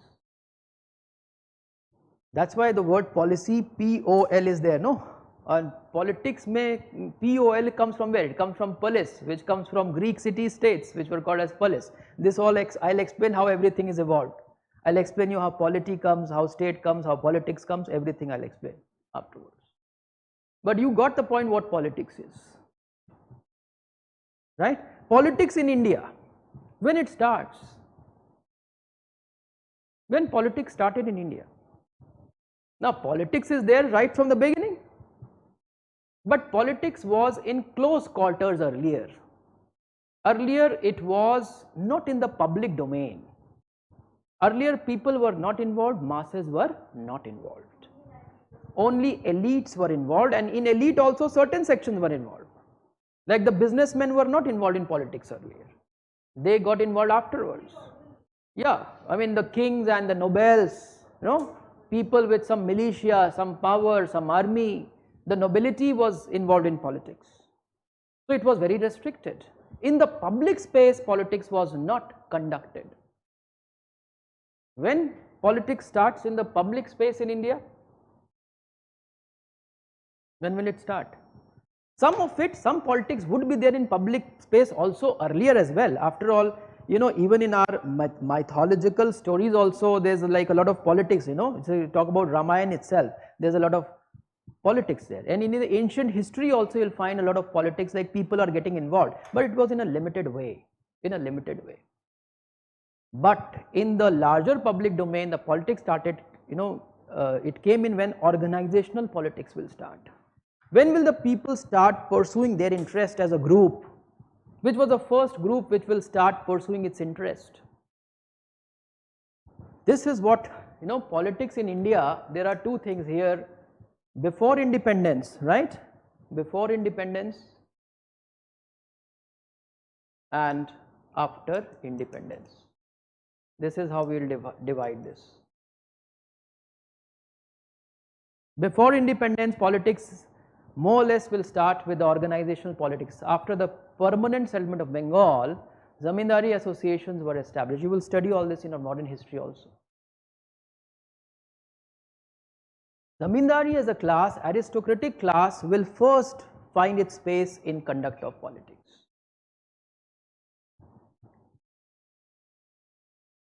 Right? Have you read some modern history? No? Yes? So पढ़ा होगा ना आपने कि Zamindari association, landholder societies were established. When were they established? In the early 18th century. Right? Early 18th. Permanent settlement of Bengal happened in 1793. Right? Uske baad Zamindari as a class will start becoming more important. Zamindars wants to pursue their interest. They will pressurize the British to give them more power. Isn't it? And then later on they will say that we want to be there in the council also. Indian Council Act of 1861 for the first time gave place to Indians, but not by election but by nomination. Who will get nominated? Zamindars, aristocratic class will get nominated. This is how politics start. And then will come these middle class intelligentsia, the Congress people, the moderate leaders. This will be the next phase of politics, the politics of moderates, who will say we want to be more democratic, we also want to be there in the council. Isn't it? Like the Viceroy's executive council and the legislative councils. I mean, this is all about the evolution. You may have studied this as part of modern history also and polity as well. They want representation. Middle class intelligentsia are those people who are educated. They want to get some space in politics, they want some representation. Therefore, they will say we want to get elected. This is how the democratic politics will start with the coming up of the Congress, Indian National Congress in 1885. Then there is a politics of extremists. Then there will be different schools of thought, different ideologies emerging. In India, 1920s was the decade when different political ideologies it came. Communists and Marxists also comes. Communist Party of India was established in 1924 by M.N. Roy. M.N. Roy is one of the foremost thinkers in our syllabus. Right? He was part of the International Comintern, very close to Lenin earlier. They had differences afterwards. Then we have socialism, impact. Socialism is a little different from Marxism. Democratic socialism or Fabian socialism, as we say. There were many leaders who were following that. They were conservative leaders. They were leaders who were trying to preserve India's traditions and culture and all those things. What you call as the right-wing leaders. So different types of politics. Now what is there in your syllabus is an analysis. Before independence you have to study the politics of freedom struggle. In your history you will study about freedom struggle, but here you are going to study the politics of freedom struggle. So you have to get into deeper analysis, and the way you will understand this politics behind freedom struggle, your everything, all your concepts of freedom struggle will get clear. freedom struggle, the modern Indian history is very conceptual, very conceptual. I mean, you will find like civil disobedience movement and non-cooperation movement, if you will remember something, you know, it gets mixed up. It happens or not? Like you don't remember in which movement what happened, what was the strategy, but they were very different. If you have understood the politics behind and the concepts, which concepts were involved at what point of time, how they emerged, there is a complete clarity over here. There are different ideologies. Now, different leaders had different ideologies. There were Marxist leaders in India. Any name? Marxist? Those who had the Marxist ideology, except for M.N. Roy.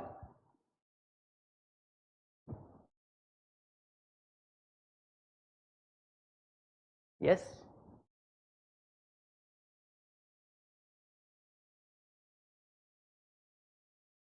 At the centers, I mean, at least the class will be available online. If you have any confusion with respect to other centers, the class will be available online to you. So in online mode, you can always join, right? Whatever platforms is easy for you. Yes. Any Marxist? Bhagat Singh? Bhagat Singh was Marxist, no? He was Marxist actually. Marxism is also a type of socialism. It's a revolutionary socialism. He was revolutionary. Huh? Yeah. He was a revolutionary also.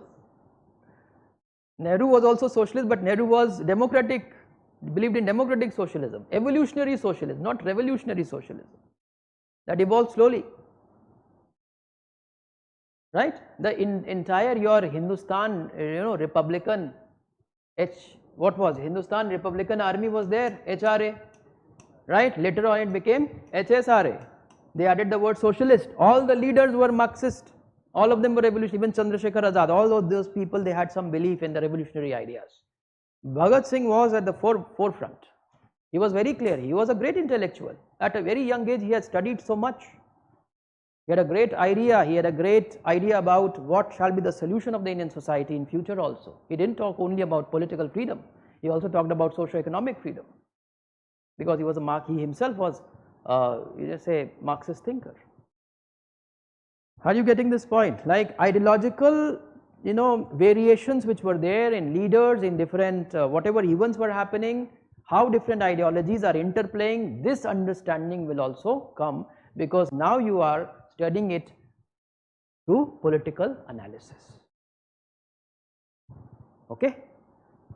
So all these entire freedom, and then the Indian freedom struggle, if it is studied today, then people with different perspectives, different approaches and different ideologies, they have different interpretation of the study of the freedom struggle.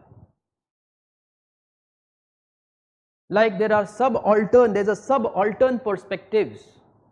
People who are not in the mainstream, there's a subaltern perspective of looking at the freedom struggle. The subaltern perspective, like you look at from the perspective of like how Ambedkar would see the freedom struggle, from what perspective? Now how the Dalits would look at the freedom struggle. There's a different, how the feminists will look at the freedom struggle. So there are different perspectives and these perspectives are there in your syllabus. There it becomes a theoretical because you are interpreting it, trying to understand, trying to explain the reality of the freedom struggle from a particular aspect. And if your concepts and your ideologies and your approaches are very clear in section A, everything that is applied over here will be very, very clear. Then politics in India after independence, this is your syllabus of GS, post-independent history, isn't it? So there are what all aspects are there. Here you have to study about the new ideas or the new values which we are trying to institutionalize after independence.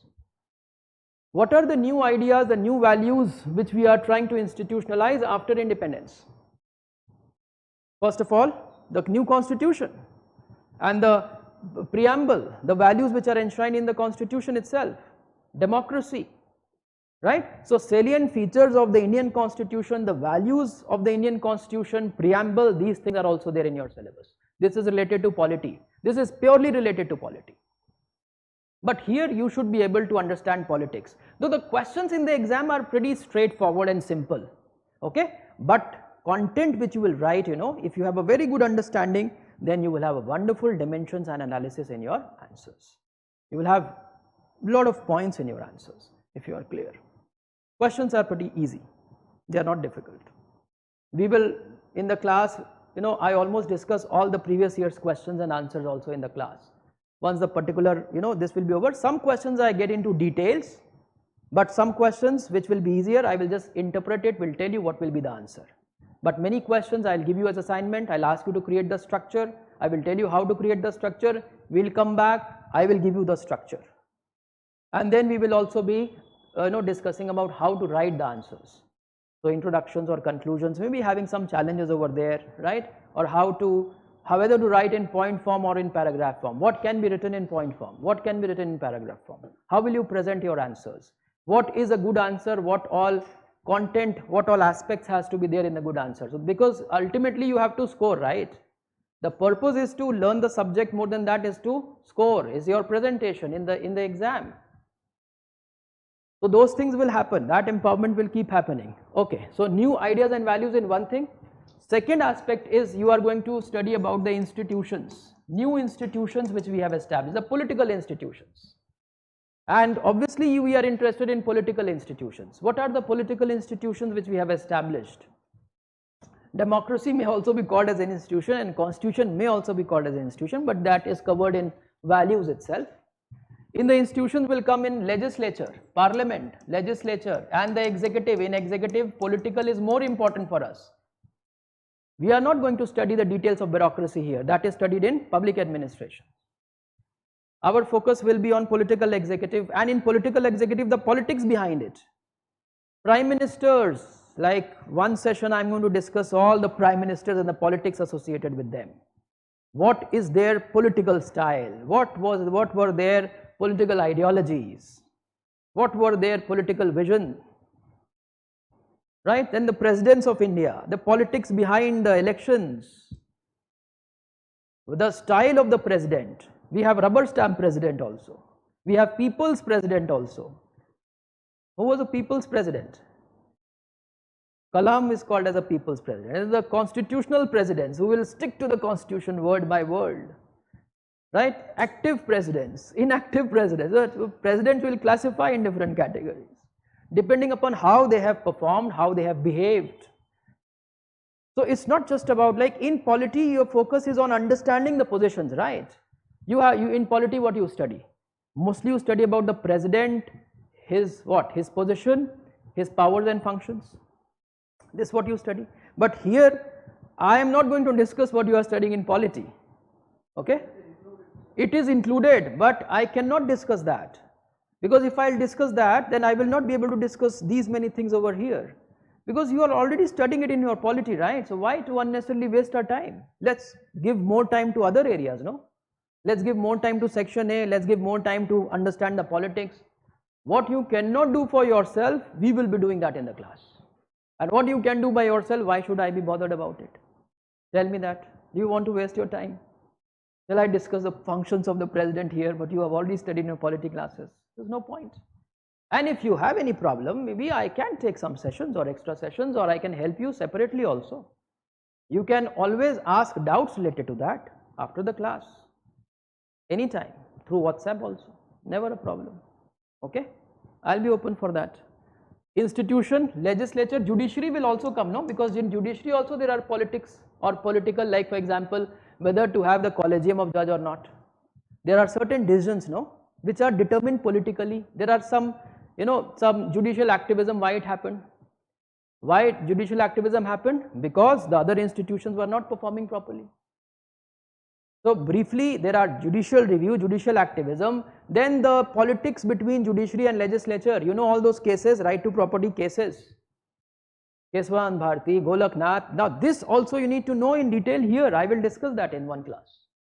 All of them. And the issues also, the socio-political issues behind them. Then the local government is also institution, no? Panchayati Raj institutions and the local. But when you study PRIs in public administration and when you study it in political science, there will be a difference. In case of public administration, you will study the details of the administration. You will study the details of the composition and functions, everything, structure and function. Here we need to understand the issues related to PRIs and the political issues. So some structure and function also we will know, but we need to know the issues in a little more detail here. Okay, and you study PRIs also in your Indian polity. So slight difference will be there in terms of the content. Context, politics, performance will be more important in political science.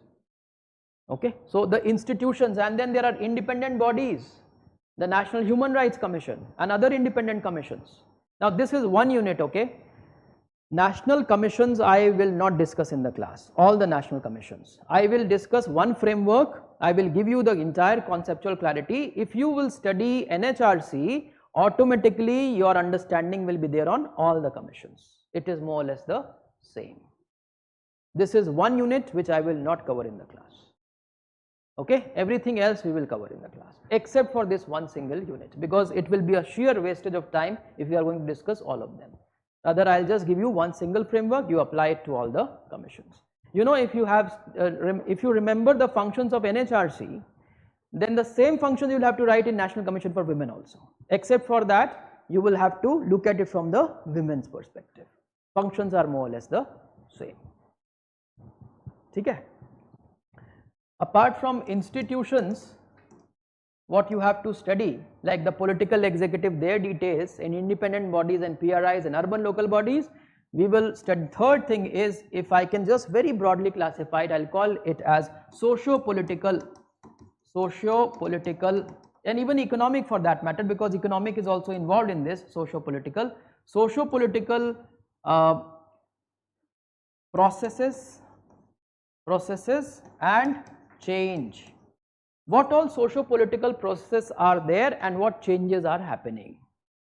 This is where all the issues will come. This is where your post-independent history, the syllabus of GS will be there. Like for example, the demolition of feudalism, right? The land reforms that have happened and the politics behind land reforms. Then Naxalism and all these things will also come there. No, it's related. Security issues and the politics related to that. Federal issues will be there. Center-state politics.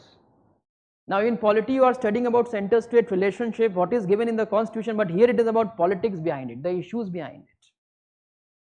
Like we also will get to know about the political role of the chief ministers in the political executive at the state level.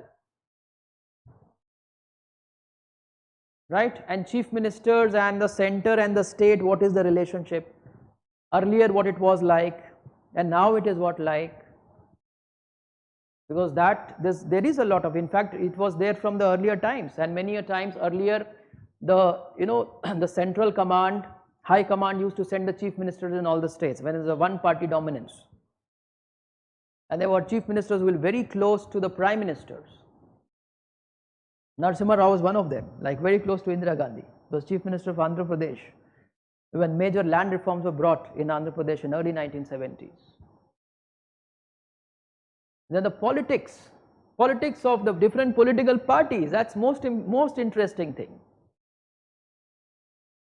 How the regional parties they started to emerge, what were the phases in which they emerged, how the one party dominance ended, the Janata experiment, and there were many parties which split up from the Congress. Now the story of splitting up of Congress itself is very interesting. We will have to see the entire tree emerging, how different parties have split up and how have some of them merged up later on. The Janata Party coalition or the experiment, how the parties came and merged there, what politics was involved there. After the failure of the Janata experiment, there was the first phase of coming up of regional parties. In fact, the first phase was even before, it was in 1967 elections. 1967 is said to be the great divide in the political history of India, because after 1970 at the state level the domination of the Congress party ended. 1967 DMK comes to power in Tamil Nadu, and in UP it was the Lok Dal which became active. In West Bengal now there is CPIM and the coalition government's era starts there. So the Congress domination at the state level, it ended in 1967 when some regional parties emerged. 1977, AIADMK as a party came into existence, right? Who was the leader? AIAD, M.G. Ramachandran. There was a new trend of film actors becoming leaders and launching their political party. 1982, Telugu Desam Party, NTR. Another new phase of regional parties. BSP was formed, Bahujan Samaj Party in 1980s. And there were different such movements which are related to political parties also. So the entire political scene has to be understood, and this is very, very interesting. This is very, very interesting. Oh yes, this is why I will not discuss the powers and functions of the president, because I have to discuss these things what you cannot do by yourself, because all these things are not given properly anywhere in any one single book. I have spent a lot of time in gathering things from different sources, and I can create a model or a framework in which you will understand everything. Class is all about how well frameworks can be arranged, no? Through what frameworks you will understand things, through what models you understand things. Without models, I don't think, a teacher should be creative enough to create models for you to understand things. And that is what we will have to do. This may be, this may look to be very time, but I will just, capture, within 2 class itself you will feel as if you get to know everything. Because if you will do it in an organized manner, if you have the clarity, it can very easily, you will be empowered on this. Same with respect to political economy. Now, this is related to, I am going to discuss in 2-3 class the entire, everything that is happening in economy. Broadly speaking, one story, the political story of Indian economy. Through the 5-year plans, through major events, through the changes and transformations and politics behind them. Then how we ushered from Nehruvian socialism to new era socialism, and from there the process of liberalization starts. And then economic reforms and politics behind economic reforms in India. This is a topic also given in your syllabus. Was it easy for what were the incidents like? How the economic reforms happened politically? How the decisions were taken? Who were the people involved? What were the major landmark decisions or decisions that were taken to introduce reforms? Was it easy? Was it difficult for the government politically? Why wasn't there much political opposition to economic reforms in India? These are the questions. Was it easy for Narasimha Rao's government was a minority government. Narasimha Rao's government was a minority government in the sense that the government was not having majority in all these 5 years. Somehow he managed, because in the no confidence motion some people are not voting. Never had a complete majority. This is why they call him as Adhunik Chanakya also, because he will use Sam, Dam, Dand, Bhed, do anything to get the majority. And there was a Jharkhand Mukti Morcha JMM bribery case in which it was said that the bribe was given to win over some of the members of parliament to their side. And being in minority government, he brings in he has written the biggest script related to the economic transformation of India. Don't you think the 1991 was perhaps in the entire history of India, it is the major change as far as economics is concerned. You have lifted up so many people above poverty line after the reforms in the next 15-20 years. Yeah, so it is related with what is happening in the world also. So you need to understand the politics behind all of that. So it's not, and I'm afraid to say that in many of the books also, they deal it just in economic terms. They actually don't bring in that political perspective which is required. And if you will read some wonderful books which are not actually the textbooks which I can prescribe, like one of the reads is by Mr. This person, Guru Charan Das, India Unbound. He has written 2-3 chapters there which actually tells you the political story behind. I will tell you that, but it's not necessary that you purchase all those books, because I will anyhow be discussing in the class. I will give you material also, I will give you, because we have incorporated things there in the material as well, so it's not required. Right, then why we shifted from planning to the policy era? From Planning Commission to Niti Aayog, the politics, there's also politics. Politics is involved. There's maybe an economic reason also, but there may be political reason also. And after that, what is happening? What are the new challenges? Then how the social movements happen in India. And social movements is perhaps the most interesting thing to be studied about India, because that's what is making actually India as a true democracy. When the people, they come onto the streets for their issues. When did they start doing it? Late 1960s. The impact of Naxalite movement was huge in Indian politics. Why do you think Indira Gandhi was so worried about poverty? Why? Why Indira Gandhi had nationalized banks, or why she talked about Garibi Hatao, is because Naxalism has started. No. 1967, Naxalbari movement started.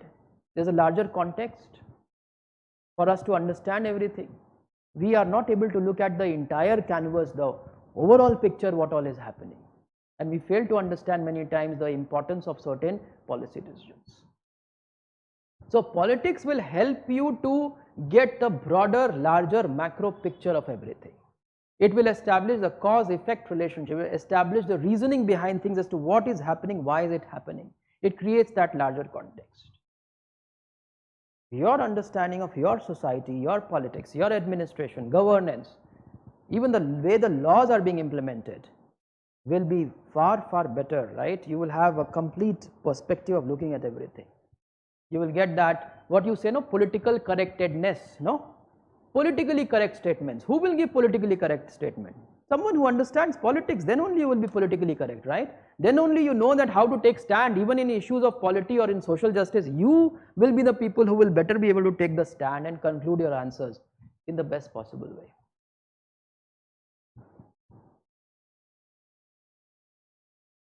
Clear? Paper section B is even more interesting. Okay? Section A is very interesting because of thoughts and ideas, and section B is interesting because of stories. There's a lot of stories there. That makes it very interesting. And paper 2 is even more interesting because you people, I think you must be taking interest in foreign policy and international relations. What's happening in the world today? Where are we moving? Very briefly, I will give you the idea of paper 2, very briefly, because now you will understand. In paper 2, what do we have? Yes? Question? Okay. In paper 2, we have again two components, section A and section B.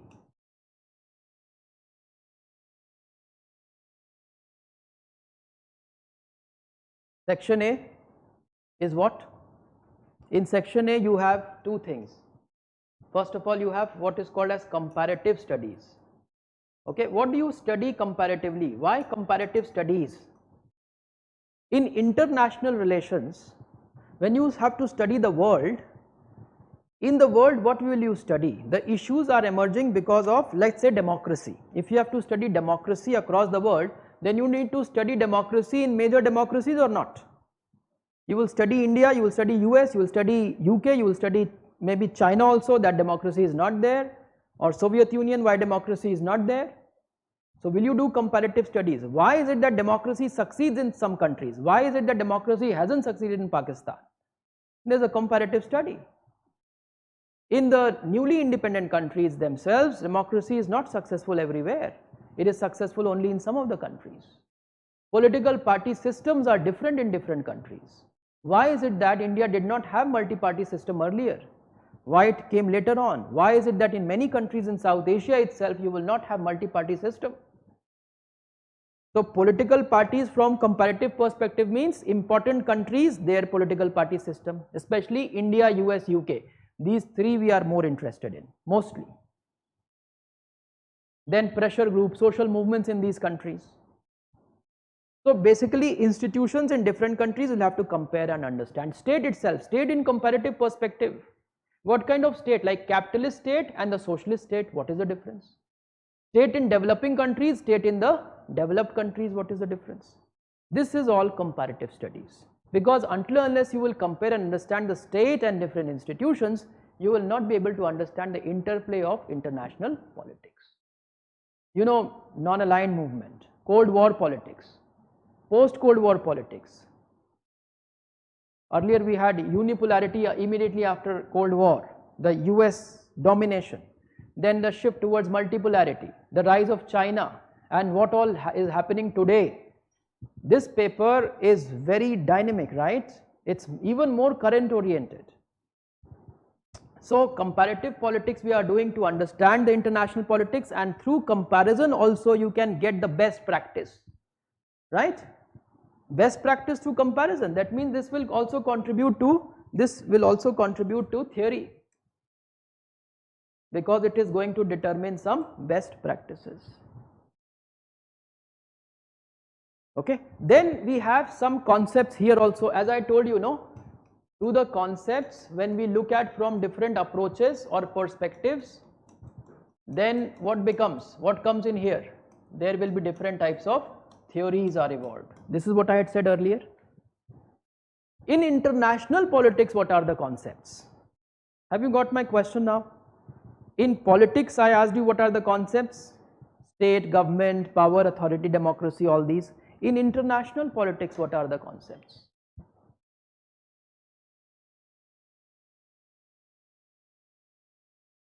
How will you explain the reality of international relations or international politics? What terminology you require? In what terms do you talk? Concepts in international relations will be national power, how much powerful a country is, isn't it? National power, national security, national interest, right?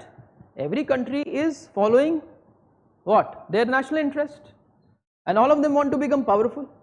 They try to make their increase upon their national power and to protect themselves, that is national security, isn't it? Then some countries can come together also, or many countries can come together for securing themselves also. There can be collective security initiatives, what you call as collective security. Is United Nations an example of collective security or not? United Nations Security Council, is it an example of collective security or not? It is based upon the idea of collective security. United Nations.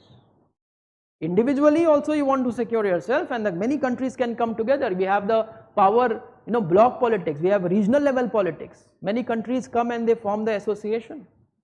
So associations or organizations like regional organizations or associations, that's another concept through which the word politics is being conducted.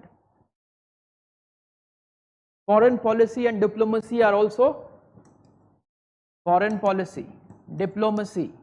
Then in diplomacy also there are different types of diplomacies. All of them may be concepts, right? We have like track 2 diplomacy, track 1 diplomacy, like different tracks of diplomacy. I don't know if you have still studied them, or maybe in your GS also these things will come, because entire paper 2 is very closely related to whatever is required for your GS paper. Bilateral relationship, foreign policy, and all the international issues. And many this year you see how many questions are asked in prelims on international organization now. Have you seen this year prelims? There are so many questions on international current affairs. And international relations will get clear, the current scenario will get clear only when you know the background. That is, international relations is strongly connected with world history also. Because here itself you will have to go into the historical background of issues, because this I just told you theoretical, then we are going to study what is happening, like what happened in Afghanistan, what happened in Iraq, right, the Cold War times, what all was happening, and you get into the historical background also. It's connected with world history also, very strongly connected, right? So in section A, mostly we are going to study about comparative politics and these concepts and theories related to these concepts, and we are going to study the approaches also, different approaches. Then from those approaches we are looking at these concepts like realist approach. Okay, tell me, realist, there is a realist approach and an idealist approach. Who will give more importance to national power? realism will focus more on power or idealism will focus more on power? Realism will focus more on power or idealism? Realism, no.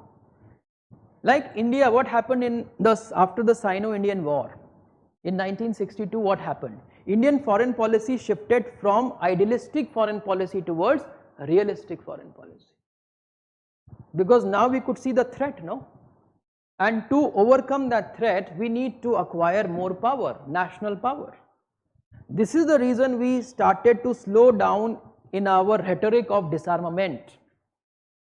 We started to talk less about disarmament, and slowly we started to start our nuclear program, and then we exploded it in 1974. But then diplomatic enough, we said that this is only for peaceful purpose. This is what started, no? 1974 nuclear explosion, India said it is for peaceful purpose. There is no intention of making any weapon. But in 1998 when India did it, it declared itself as a nuclear weapon state. There is a difference in 1974 and 1998. There is more realism in the foreign policy. So different approaches. There is a Marxist way of looking at the international politics also. There is a systems approach when you look at the overall what all is happening. So there are many different approaches. So you will study approaches, you will study the concepts, and then you see that how it is unfolding in the world. Right? Pre-Cold War times, Cold War times, post-Cold War times, and the very recent times. What's happening in Russia today or Ukraine, all of that has a long drawn story behind, or whatever is happening in the Middle East or in Afghanistan, a lot of backgrounding is there. Are we clear now? This much is all about the syllabus, okay? I will take another 10 minutes to give you a brief about the course and our approach or the strategy. Okay, so overall, see, we are going to start our class on 3rd of July, okay? But in the first 2 weeks, we will have very less classes. I will give you some, we will discuss things, and then I will give you something to read also. We will go a bit slow initially, okay? And I will repeat also many things. So 3rd July we are starting. On 3rd July itself, you are going to get the schedule, right, of the classes. Overall, there will be around 100 sessions, okay? Generally I say 95 sessions, but it always exceeds, and I am saying 100, it may again exceed, okay? So there will be 100 sessions, fine. In these 100 sessions, there will be 3 people who will be taking the classes. I am going to take most of the classes. I will be taking up, so I will be taking up your section A of paper 1, okay, plus most of the areas of section B of paper 1, plus I will also take the comparative politics plus few issues in international relations, especially those which are related to economics. This I will be taking. This is in paper 2, okay. Then there will be D. Arya sir, who will basically be focusing more on foreign policy issues and some international politics, because that's his area of expertise.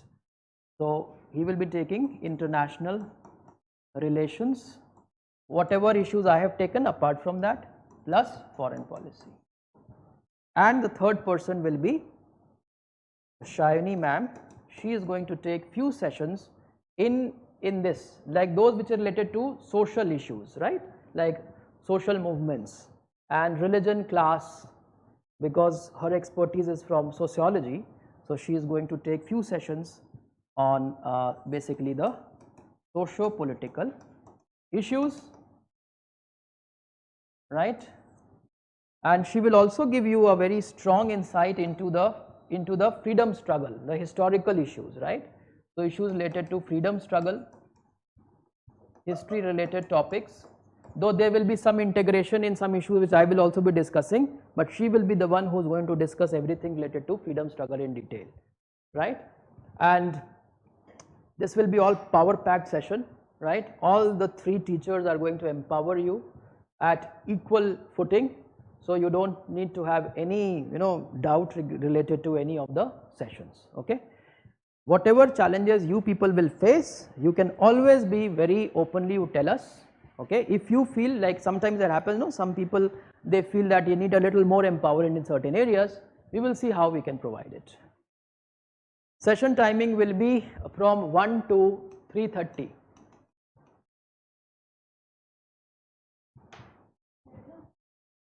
Regular means every week there will be classes. See, initially I told you for first 2 weeks there will be less class, okay? Like first week we will have only 2 sessions, second week we will have 3 sessions, and thereafter it will be 4 sessions per week. And after 2 months there may be 5 sessions per week. This will go on till, I think we will be able to finish the course by December. By December we will finish the course. So it will take 5 months, because classes will not be 6 days a week, okay? It will be 4 days or 5 days a week.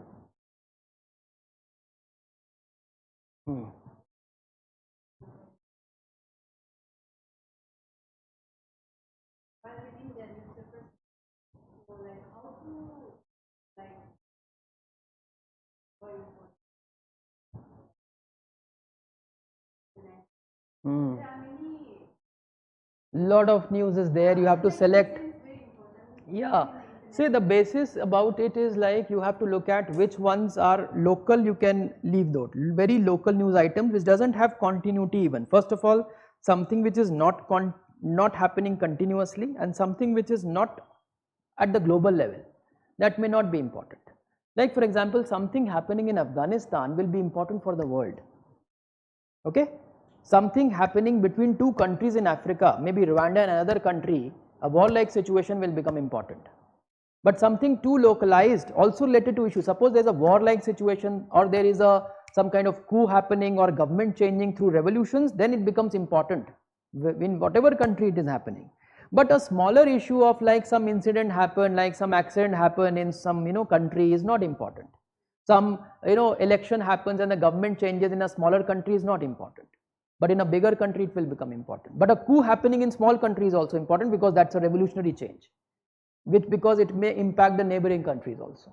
So you have to identify it by the intensity of the importance of the news, how important it is for the world, how important it is for the region, or whether it is localized or not. On that basis you can filter. And something which has a continuous story also, which is having it will have an impact on the world, right, if it is like going on continuously.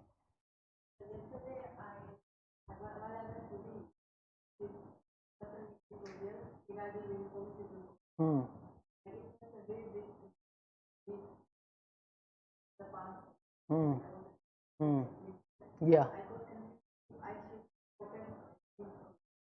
Uniform Civil Code. Yeah, you see, there also it's a polity issue, that what are the important issue for mains, what is important for prelims. You have to be very clear. In mains, what will happen? Only issue based questions will come.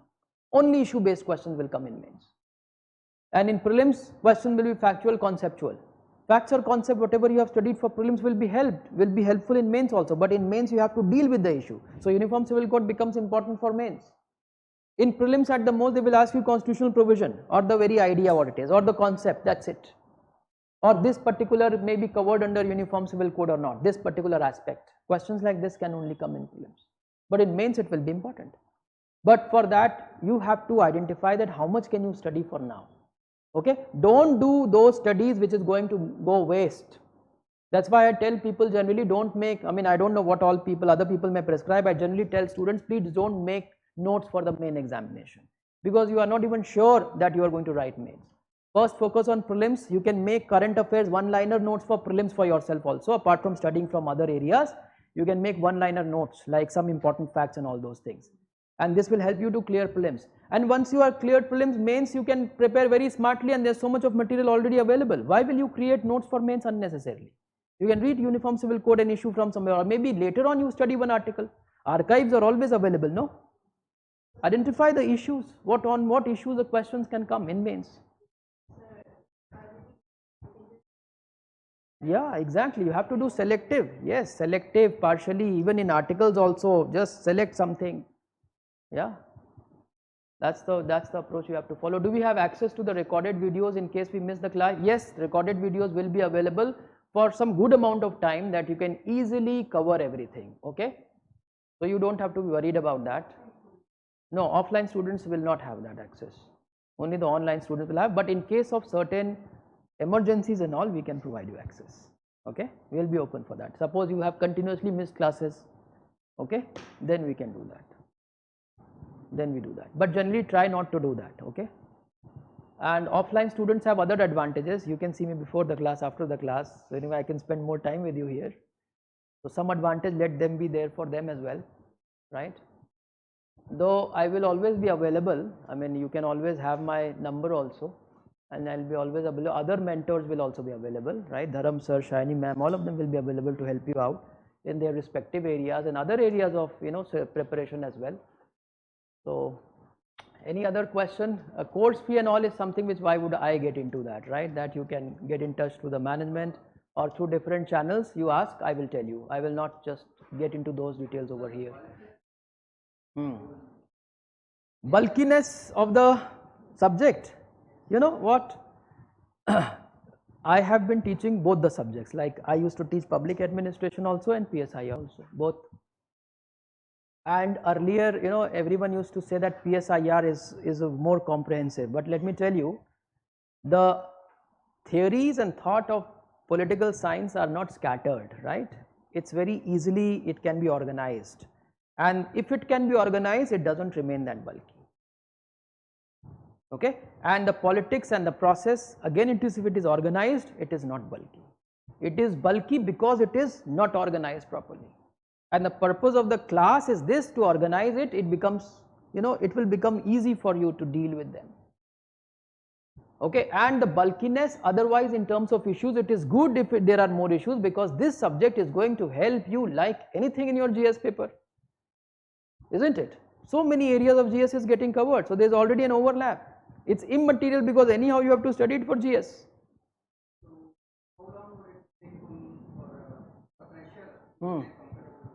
With the subject, along with the class, do keep doing what I'll tell you. I'll keep telling you, that okay, go and read this, cover this much, revise this much. Just keep doing that. You will get the command, but you have to do that much. Then you can't say, no, I am not doing my work. Do that much and you will have the command, okay? Hey, it's very easy, it's not at all difficult. It's all there, it will come in your, everything will get settled over here.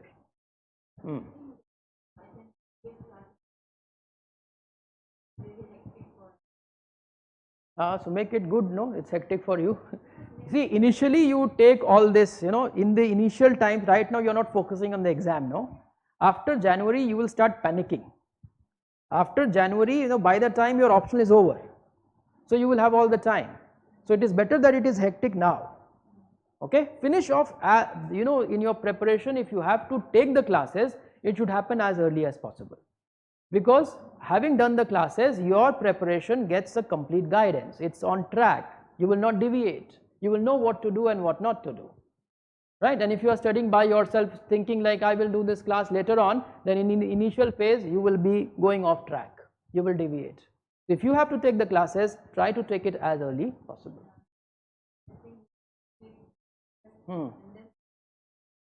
No, my suggestion would be that if you are to appear next year, if you have to appear 2025, there is no problem, right? If you have to appear for 2024, this is a time when you will cover your optional. Before December, cover your optional at least once, because in between prelims and mains now there is very less time, right? Very less time, 2.5 months maximum overall. If you say count from prelims also, maximum 3 months. What all will you prepare then? There is so much load of 4 papers of GS. So it's better to complete optional once before January, okay? Even I would say till the end of January also, if you complete your optional, it's fine. It's fine. Okay? Then as far as sources are concerned, we are going to give you booklets, right? They are very comprehensive booklets, overall 10 booklets you will get, which will cover the entire syllabus, all the topics. If you will rely on those notes itself will suffice. You may not require books to read, but still I would suggest that for topic wise I will keep suggesting some books, not many books, but okay, one book which I would rather, I tell everyone to start with is Political Theory by O.P. Gaba. That is perhaps the best book to develop an understanding, okay, that's one book. Then maybe a book if you want for thinkers also I can tell you, but mostly you will rely on your booklets which will provide you. So I would suggest first you do your class notes, because your class notes will also be very comprehensive, because I will write everything on the board. Sometimes I will dictate 1 or 2 lines also. We will develop all the framework in the class. All your notes will be prepared in the class. You do not have to make any notes by yourself, because I know you cannot make better notes than what I will make for you here. You will not be able to make. Okay, so all the notes you will make in the class along with me. So we will go with the discussion, we will understand, and side by side we are making notes also in the class. Yes, our task will be difficult. It will be more difficult for me, it's easier to just give the lecture, but we will have to write things, okay, because you can't waste your time. I cannot make you people work here or in the class also and then go back and make another notes. Not required at all. We will make the notes in the class. Yes, after every chapter you may leave one blank page and you can add something to it if you are reading something extra, maybe some article or something, right? Bring everything at one place. It's your class notes only which you will revise before the exam and nothing else. No books, even booklets will not be revised just before the exam, that you will study much before. Class note is the one which you will revise and go for the exam. There will be all the content which is required to write the answers will be there in your class notes. And then of course you are already studying your current affairs which you will be using. Some articles and all we need to circulate, in fact that we will keep circulating afterwards also, after the batch is over, maybe when you are writing main, before that also, like magazines like World Focus, you have a lot of these foreign policy, international issues, some good articles are there. So some selective articles you can read. And newspaper anyhow you people are covering, and you people have to, if you are a PSIR student, you have to take newspaper more seriously, because foreign policy, IR, all those issues you have to cover. And politics, like generally what happens, a GS student will not get into politics, okay, but a PSIR student will have to get into important political issues like center and state, some conflict, leader, chief minister and prime minister's conflict. This is not important for GS, but in PSIR it will be important, because you can write some examples, like on this issue something like this happened. But not the politics which is informal, right? Any political leader making any statement is not important. Issue based politics is important. I can give you some guidance on newspaper also in the class itself. We can spend some time to tell you like how will you use the newspaper for the purpose of this subject. Is that clear? So sources, some very selective books, books only for reference purpose. Hard copy of the notes and the soft copy of the notes both will be provided to you, okay? Both will be provided, hard and soft copies both will be provided. For the online students as well, yes. How much time? Just a second, I'll just complete these queries which are there. Others is asking through which app do we, okay, that is for different platforms, there will be different ones, but you will get all the details, okay? You can get in touch with me either or on other numbers, you will give you all those details over there. Yes.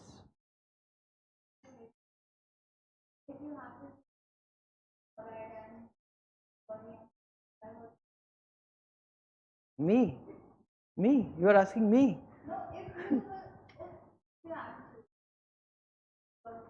I wish there were 3 optionals. I wish there were. This is a very difficult question. Don't ask me like this. This is because I don't want to make you people opinionated by my ideas. What I will do, you decide. If you like अभी जैसे आपने बोला that PSIR as well as PubMed. Which one I can take. I mean, I wish there were all 3 options there in the syllabus, so I can take all 3 of them. No, it's your interest. Like for me, no, it's very difficult. Like I have almost, immersed myself in these subjects that I take equal interest in them. Equal interest. I mean, for me today, I'm like, if you'll ask me, seriously speaking, I will be confused which one to take. Very confused.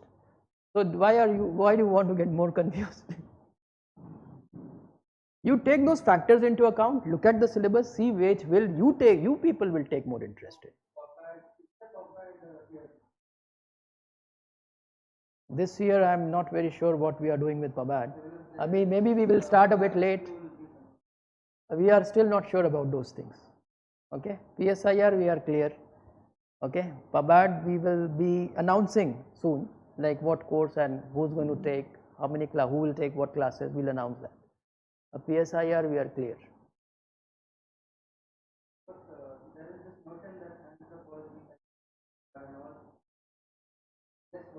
No, it's not like that, please.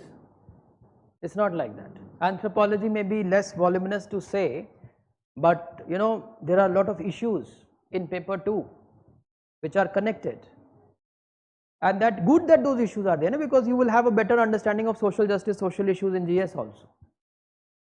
Don't just go by the size of the syllabus, it doesn't work that way, doesn't. Any question, other question, what books are required? Books I will tell you on 3rd of July in another session that will be open also, and if you are still confused, you can attend 2-3 more sessions. We will open it, okay, so that there is no problem. 3rd July we have another open session. I will try to, maybe there are few things I might have to repeat also because there may be new students, but I will try to make it very different from today's session. I will try to do that. It's better that you can attend, and I will tell you about the books also that day. So as far as the syllabus, I will say go and analyze the syllabus, okay, see where you will take interest. What is your background? What is your background? In? That is business administration. So you have already studied it, but then in BBA you may not have studied the details of Indian administration. You may have studied only theoretical parts, no? And that also from managerial perspective. So what is the only thing that will be common with PABAD for you will be some of the the management theories. Rest everything will be new.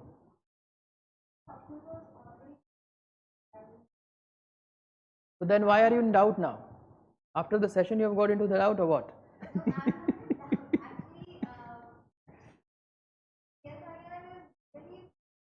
No, it's not vast. Don't worry about it. Don't worry about the vastness. Don't worry about it. After all, you are going to study most of these things for GS paper. How is it vast? Look at the entire picture, no? The GS effort will become much less because you have covered so much over here. आप जब GS पढ़ते हो ना तो आपको IR में बहुत challenge आता है क्योंकि आपको बैकग्राउंड्स नहीं पता होते. फॉरेन पॉलिसी में बहुत चैलेंज आता है क्योंकि बैकग्राउंड नहीं पता. यहाँ पे सबका बैकग्राउंड पता होगा. GS will become a cakewalk for you. It will become a. I'm seriously I'm telling you this. But still, you look at the syllabus and then decide. Yes. You had a question. Anyone else? Your doubt is clear. PABAD PSIR. Okay. Whatever it be, you people decide that, and you can get in touch through, if you are interested, maybe in joining the course. 3rd July again there's an open session, and those who are convinced about the course, if you have to ask anything else about the course, I can tell you. I have basic things I have already told you, duration and areas, who will take what areas, how many sessions will be there, 100 sessions overall. Okay, you will get the detailed planner. Test series is not part of this. Tests will be part of the class. We will have regular tests and assignments. Okay, evaluation of course will be there. Evaluations, many of the things I myself try to evaluate, but sometimes is because of the classes we don't get time, so we'll have a team who will evaluate for you. But evaluation will be perfect for you, don't worry about that. I will try to ensure that I myself evaluate a good number of your papers, because that ways I also need to get an idea as to how you people are moving. Okay, so that's there. Any other question? Pinaki is asking what books are required. On 3rd July I can tell you the books, right, in a little more detail, because already the session has got stretched. Clear? Done? Shall we wind up then? Anything left? No? All settled? You are still confused with your optional? No? Okay, fine. I mean, it's a good subject to be taken up. After all, it is also performing. We see the trends also. That's another thing which adds, that's another factor, because its subject is doing pretty well. And the biggest, the best of things, if I will suggest you, not as an optional, if you will ask me to study one social science subject first, I will tell you to study all the subjects in your lifetime, one after the other. But the first subject, if you have to study from social science, it should be political science, because it develops that broad picture. And so sociology is also details, public administration is also details, but political science gives you a macro picture, right, in terms of thoughts. That's why it is the first subject to be studied, but not the only subject to be studied, but yes, maybe the only optional. Okay, all the best, see you all, thank you for joining. Thanks to everyone from all other centers as well, and we'll meet soon. Thank you.